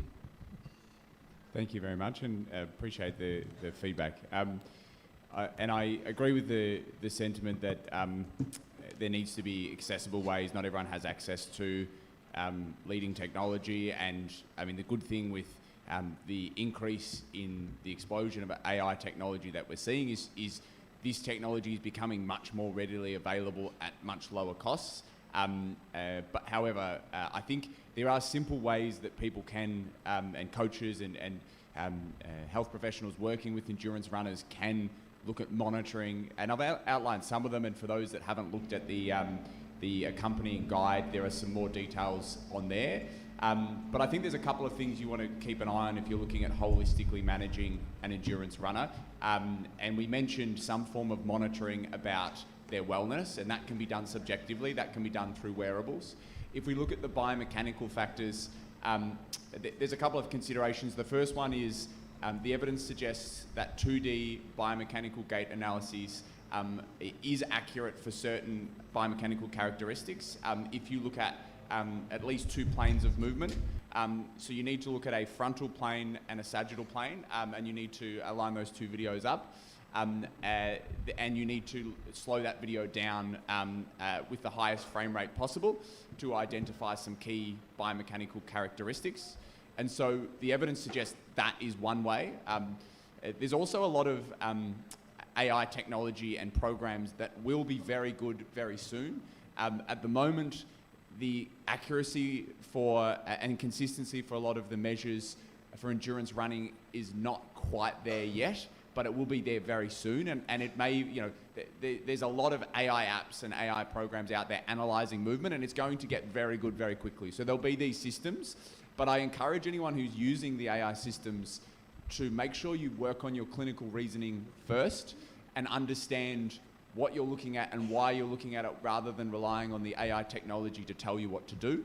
And probably finally, wearable devices do give us some information, and there are some good wearable devices out there that will measure important metrics like ground contact time, cadence or step rate, vertical oscillation, things that are linked with the evidence base around injury risk and also performance, which I didn't have a chance to talk about in detail today. So there's no one quick fix, there's no one easy fix. I think if you're interested in it, have a look at the companion guide that I've put together, but there's a lot of evidence out there freely available. I encourage, if it's an area you're interested in, to read more in it.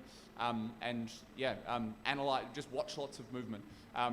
Watch people run, video people run, and break it down, and it's a skill that takes time to learn.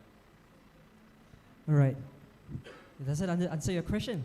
So, as I think we discussed this today morning, right, Dr. Kai Wayne. So, I have been also working on an artificial intelligence movement screening project. So we acquired a device based on China, hollow motion technology. So I would say that artificial intelligence is established, but it is not quite reliable or valid yet against gold standard measurements like 3D-based Vicon measurement. So I would come back again to the emphasizing on by Dr. Kai Wayne. So you have to understand your basic fundamental on clinical assessment and screening before you rely on artificial intelligence-based tools.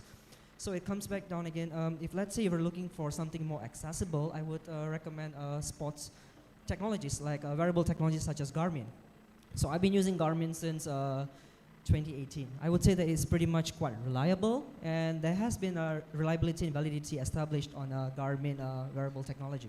So you should look into it. So with that said, I would like to move on to our next participant who has a question. Right. Once he's done, he'll come to you. All right. So. Okay. Thank you. Good morning, everyone. Let me introduce myself. I'm Argia. I'm the student of doctoral degrees in Sports Science faculty in here, Smart University. I want to ask to Mr. Gunatevan. Yeah, good morning, Professor. A simple question for you. If you had to choose only one screening tool for the general population, would you recommend BMI, body mass index, or the waist circumference, and why?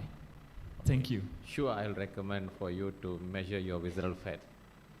Okay, because the statistics shows that cardiovascular disease risk commonly and empirically proven that abdominal fat and visceral fat is the most, the better indicator. Okay, we don't know that.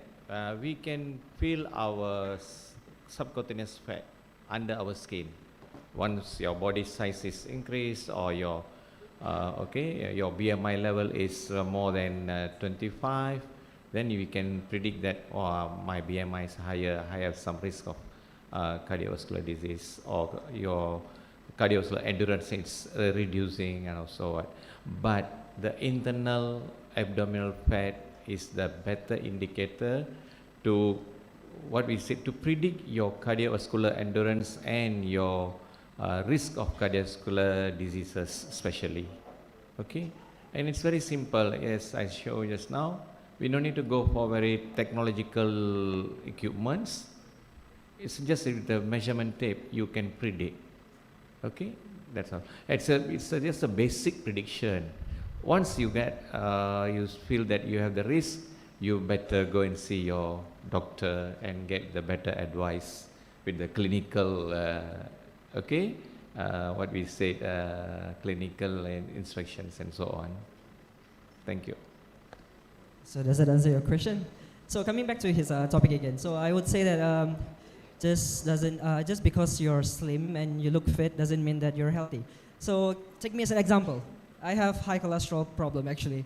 Even though I used to be an elite distance runner, I represented my state for like 5 years, and I still do jog recreationally, but I still do have a slightly high cholesterol for my age. But it also comes back down to your genetics, what you inherit from your parents. So I would emphasize on coming back to your lifestyle modification. If you have a proper lifestyle, I would say that your risk is pretty much lower. So it comes back down to emphasizing on how do you manage and how do you participate recreationally in sports. So with that said, can we move on to the next participant with your question?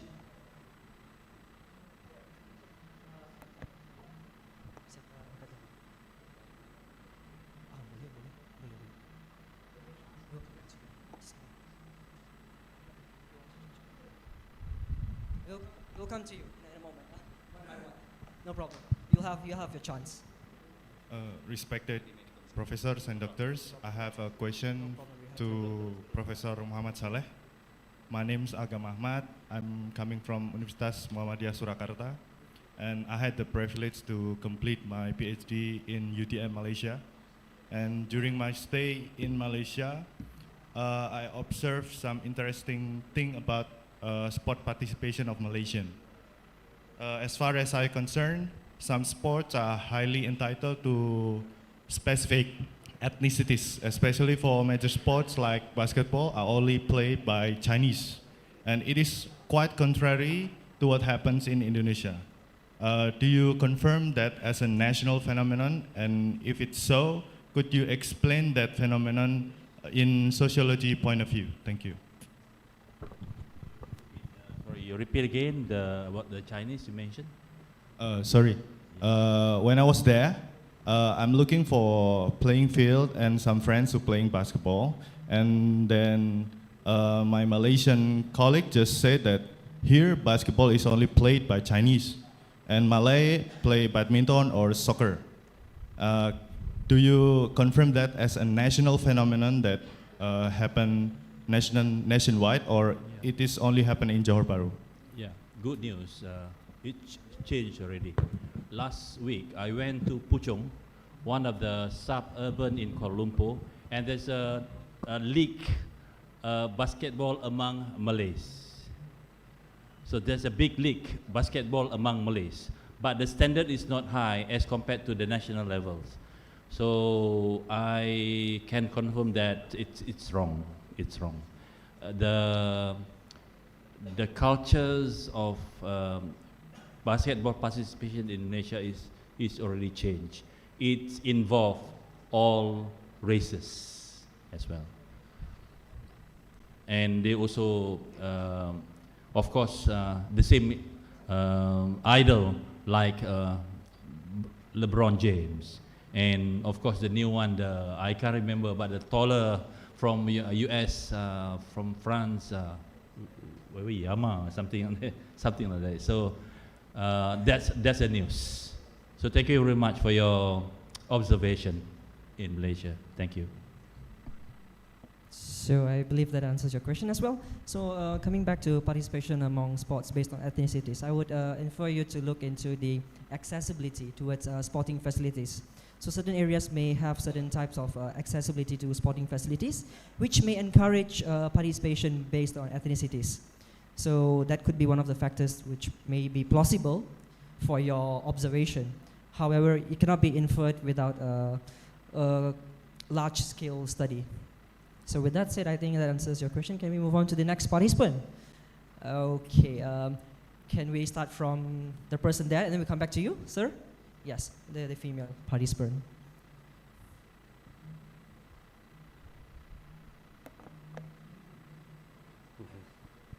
Hi, thank you for the opportunity. I'm Priska from the PE department, Satya Wacana Christian University, Salatiga. I'd like to ask questions for Professor Muhammad Saleh Aman as well. It's very interesting, your study about the Malaysian sport culture. I understand that the data is taken in 2024, and it's under the ministry also, Mrs. From the Ministry of Sports, or yeah. Okay, I'm just curious because from the data, it's showed that the participation is like the people, they don't want to do sports because of the weather, according to your analysis as well. But now people are also, on the other hand, they want to pay like to do sports, right? So does it already affecting the policy of the government, especially because it's coming under the ministry? Maybe related to the sport facilities or like free physical activity area or like event, like sports event, like does it affecting already nowadays in 2026 regarding from the study that you had done? That's it. Yeah, thank you. Probably I answered from my perspective, and probably Puan Hanem will maybe have their own perspective. I have 2 points. Number one, the impact to the policy. Now, many institutions, for example, University Malaya, they start to build roof over the court. Last times, we have roof, we have courts, but open spaces court. I mean that we have tennis court, but open without roof. And people scared with the lightning. We have lightning a lot in Indonesia as well, in Malaysia. So that's one, what we call that, impact to the policy. And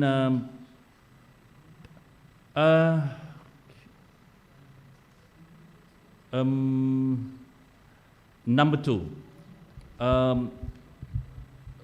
I think last year, the Ministry of Youth and Sports introduced the safety aspect in sports. Because we have problem with especially outdoor activities. When the students, especially the secondary school, went out to doing outdoors, and there's a bad news, they, falling, and then a lot of accidents. So people scared to be involved in outdoor. So that's the impact to the policy. They now starting to introduce safety aspect in sports. So that's my 2 points. Thank you, Prof. Thank you. I believe that answers your question, Ms. Priska. Yeah, sure, no problem. Please do add on.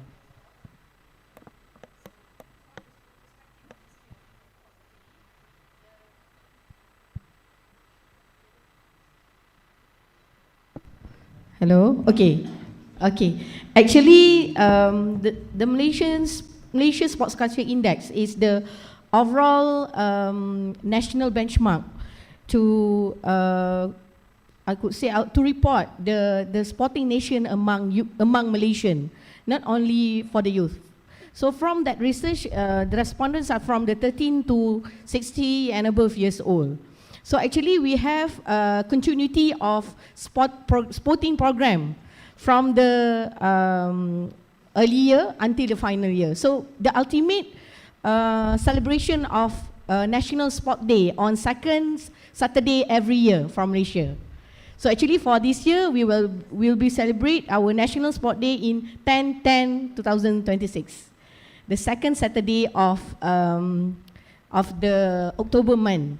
So actually, in continuity to that ultimate day, there is, I could say, thousands of programs of sporting nation. You name it, Liga Sukan Community, you know, e-sport. We have also the most of the sport that related with the 103 sport that has been established in our act. So actually, the continuity of the Sporting Nation program through sport event is being organized almost every year. So yes, once in 5 years Malaysia plans, we will revise what actually the implementation of the policy previous that towards achieving the Sporting Nation. So through that inputs, through the research, through the programs, through the engagement, so we will provide another input for the next 5 years plan, such as 14 Malaysian plan. So I hope this will give overall inputs for the Sporting Nation initiative formulation. Thank you.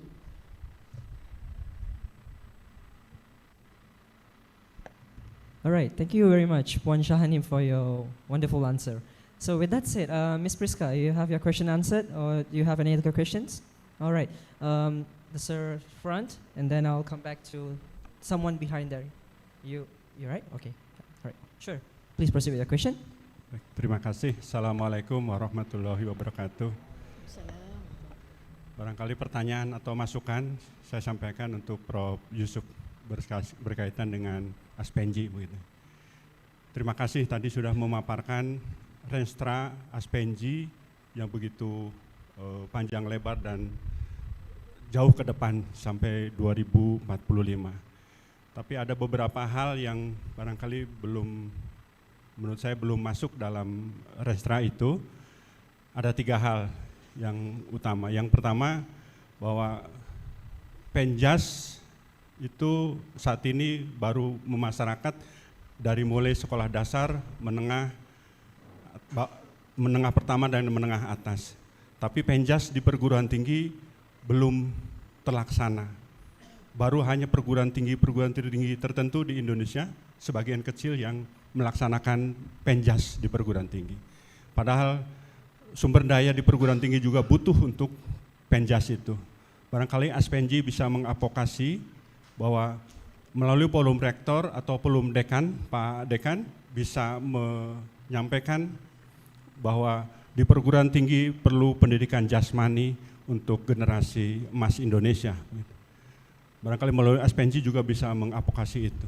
Yang kedua berkaitan dengan SM3T, ya, daerah terluar, terpencil dan tertinggal, terdepan, terluar dan tertinggal barangkali. Saat ini juga masih belum mendapatkan kesempatan yang sama dengan daerah-daerah yang lain. Oleh karena itu barangkali SPNG bisa mengadvokasi untuk teman-teman kita, saudara-saudara kita yang ada di tempat itu. Yang terakhir barangkali berkaitan dengan program pemerintah, tadi Accesibility gitu ya, berkaitan dengan sekolah rakyat. Banyak guru-guru juga tidak mau menjadi guru di sekolah rakyat itu, begitu. Barangkali SPNG bisa mengadvokasi untuk mengisi sekolah rakyat agar mendapatkan pendidikan yang layak sama dengan bangsa kita di tempat-tempat yang lain barangkali. Barangkali SPNG bisa lebih luas cakupannya. Tadi barangkali di perguruan tinggi bisa lintas departemen, karena sekolah-sekolah kedinasan itu bukan hanya di Kemenristek-Dikti, tapi juga di Kementerian Sosial, Menteri Kesehatan, kementerian-kementerian yang lain juga menyelenggarakan pendidikan kedinasan. Barangkali bisa masuk untuk ke sekolah-sekolah kedinasan itu agar penjasnya bisa masuk juga. Barangkali itu, terima kasih. Assalamualaikum warahmatullahi wabarakatuh.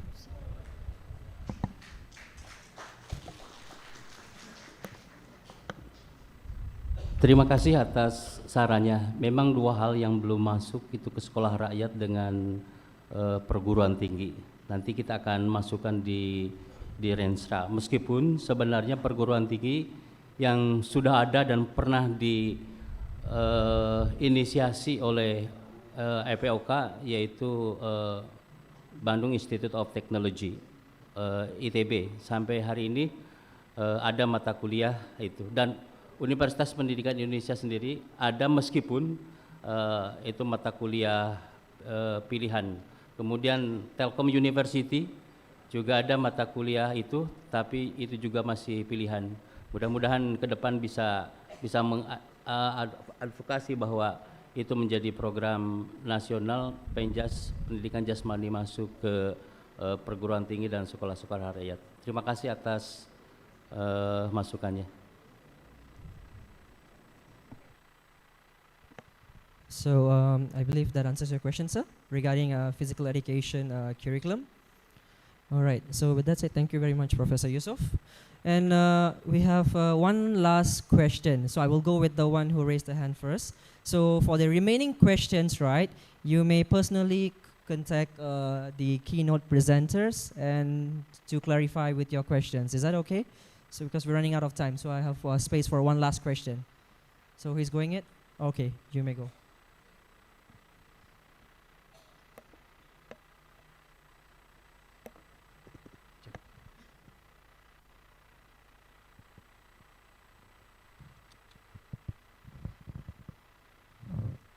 Okay, thank you so much. Hi everyone, my name is Duma. I'm from Jenderal Sudirman University. I have two simple questions for Kai Waini and for Prof. Gunatevan. Okay, the first question is for Kai Waini. You said that we have to train strength training in 2 times a week, right, for injury prevention. And how, my question is how to plan the load for injury prevention. Okay, you get my point? Yeah, okay, and the second question from Prof. Gunatevan. So interesting, talking about fat, yeah, that I'm going fatter also. So what the specific activity or exercise for reducing the visceral fat? Yeah, thank you so much. Thank you for your question.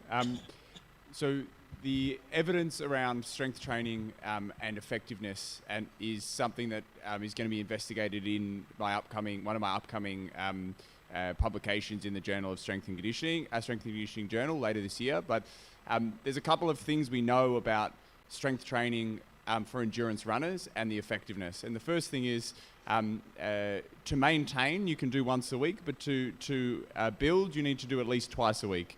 For effectiveness, we know that programs that are under 6 weeks in terms of duration are not as effective as programs that are 8 to 12 weeks and even 12 to 16 weeks. And it looks like there's probably a threshold of sessions, that we need to do for effectiveness, and it might be somewhere around that, 12 to 15 sessions as a minimum threshold to see effectiveness, but ongoing is typically better than from a progression perspective. And then there's key demands, which I briefly outlined at the start, in terms of the key muscles and the key characteristics of a runner, and we need to put our strength programs need to reflect that. And one of the problems with a lot of the injury prevention literature, both in endurance runners but also in general, is the programs are often underdosed, they're often poorly supervised, and they're often not continued for long enough. And the important thing from injury prevention but also performance is to ensure that you're loading the athlete enough. And the evidence suggests that actually heavy resistance training and heavy strength training is better than body weight or endurance training. And so it becomes very complex in terms of all the factors, but the consistent thing with anything is it's, something that's done is better than nothing, and twice a week would be the goal.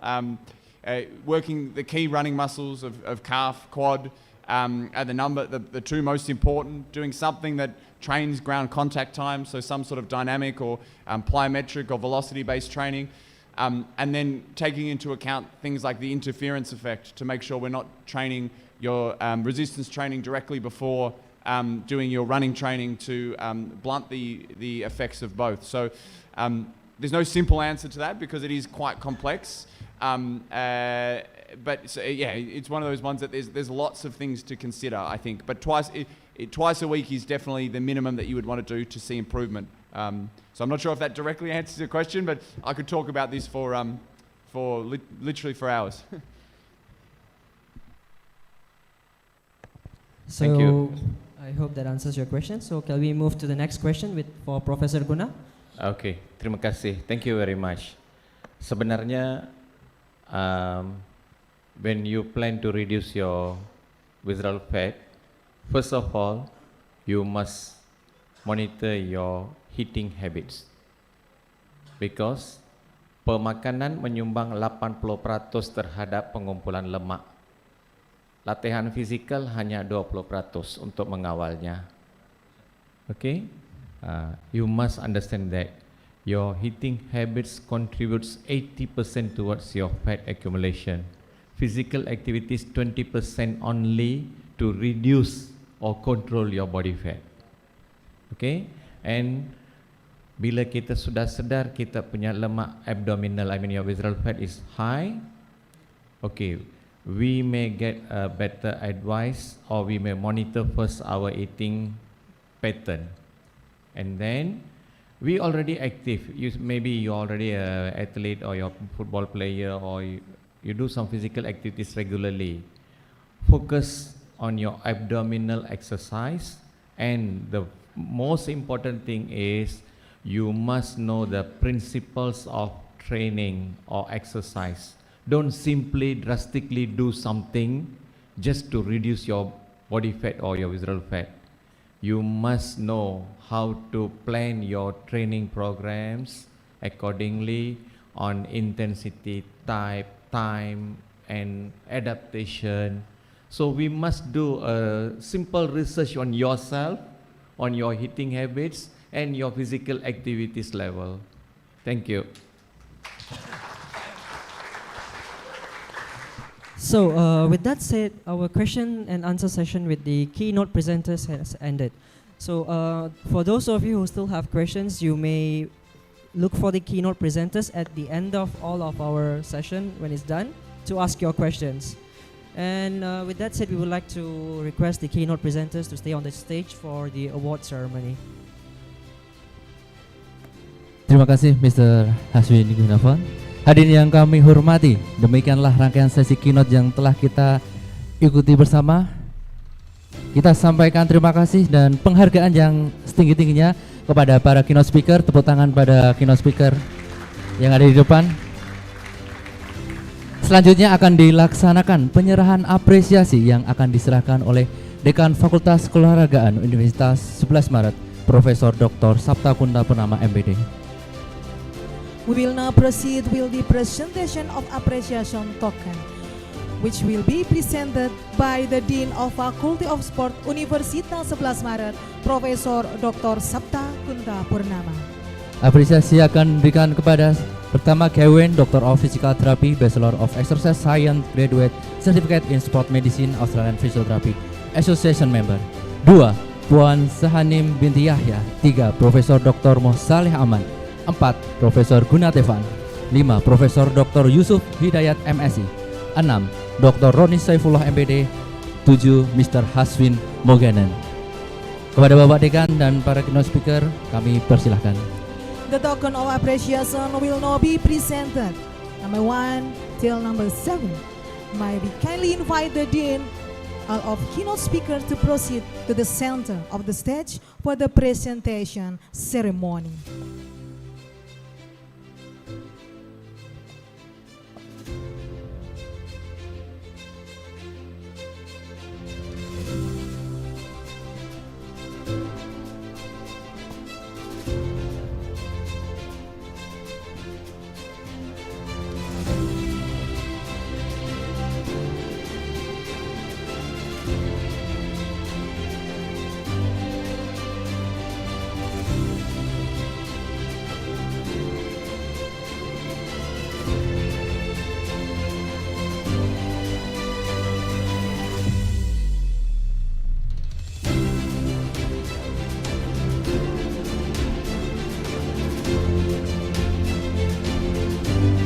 Kami persilakan Bapak Dekan untuk foto bersama dengan para keynote speaker.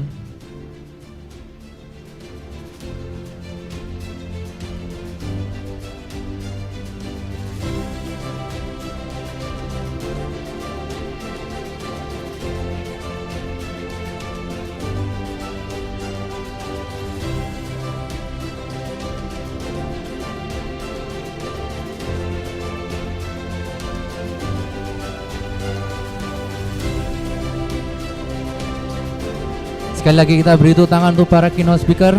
Terima kasih Bapak Dekan, bisa kembali ke tempat masing-masing.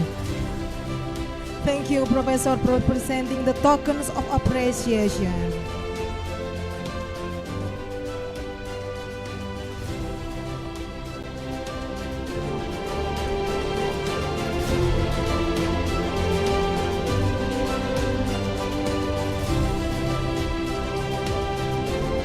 Hadirin yang kami hormati, selanjutnya juga akan dilaksanakan penyerahan apresiasi kepada para co-host sebagai bentuk penghargaan atas dukungan dan kolaborasi dalam penyelenggaraan Konferensi Internasional ISE Sapta 2026. Penyerahan apresiasi akan dilakukan oleh Wakil Dekan Bidang Akademik dan Penelitian Fakultas Keolahragaan Universitas 11 Maret, Dr. Roni Saifullah, MBD. Ladies and gentlemen, we'll now proceed the presentation of tokens of appreciation to our co-host institution as a gesture of gratitude for their valuable support and collaboration in the successfully organization for the International Conference IC Sapta 2026.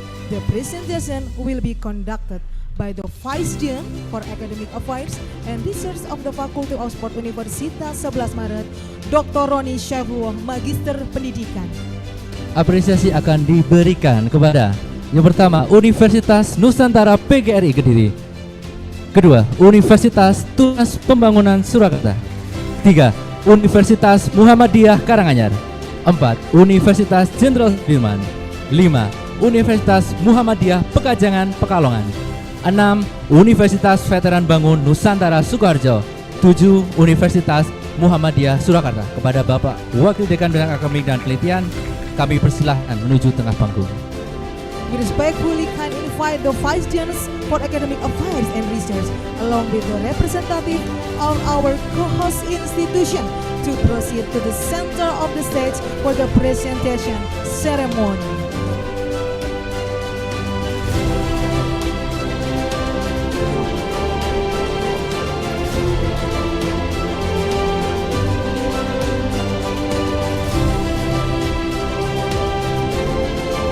Yang kedua kepada Universitas Tunas Pembangunan.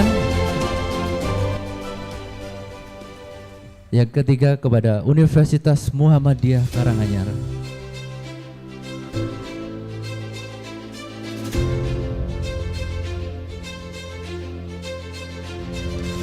Selanjutnya Universitas Jenderal Sudirman.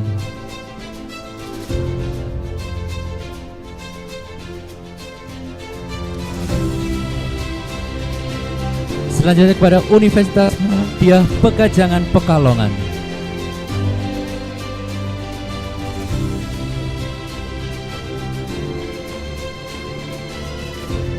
Selanjutnya Universitas Veteran Bangun Nusantara Sukoharjo.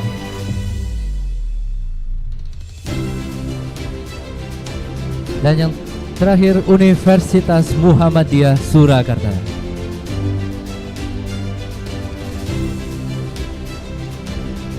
Kami persilahkan Bapak Wakil Dekan untuk berfoto bersama dengan para co-host.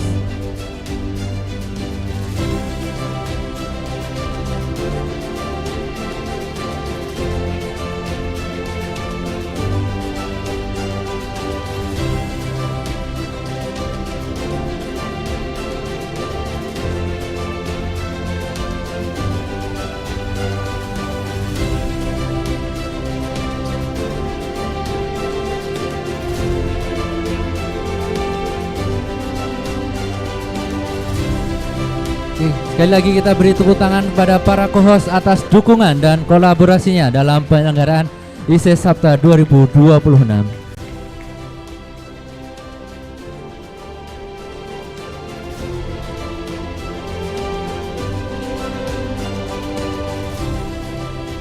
Hadirin yang kami hormati, dengan berakhirnya acara inti International Conference of Sport, Accessibility, Physical Education, Technology Innovation, Disability Inclusion and Action IC Sapta 2026, izinkan kami menyampaikan terima kasih dan penghargaan yang setinggi-tingginya kepada seluruh pihak yang telah mendukung dan berpartisipasi dalam terselenggaranya konferensi ini. Ucapan terima kasih kami sampaikan kepada Dekan Fakultas Keolahragaan Universitas 11 Maret beserta jajaran pimpinan.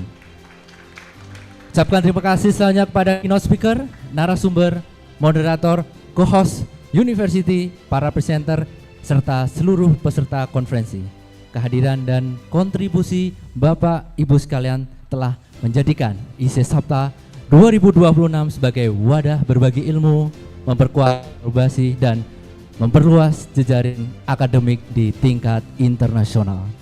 Ladies and gentlemen, as the main program of the International Conference of Sport, Accessibility, Physical Education, Technology Innovation, Disability Inclusion and Action, IC Sapta 2026 comes to a close. We would like to extend our sincere gratitude and highest appreciation to all who have supported and contributed the conference success. Semoga hasil diskusi dan kerjasama yang terjalin selama konferensi ini dapat memberikan manfaat bagi pengembangan ilmu pengetahuan, olahraga, pendidikan jasmani, inovasi teknologi, aksesibilitas, serta inklusi bagi penyandang disabilitas. Akhir kata, kami mengucapkan terima kasih atas perhatian dan partisipasi Bapak Ibu. Sampai berjumpa kembali pada International Conference IC Sapta di tahun yang akan mendatang. Selamat siang, terima kasih. Wassalamualaikum warahmatullahi wabarakatuh. Thank you very much. Have a pleasant afternoon. Thank you.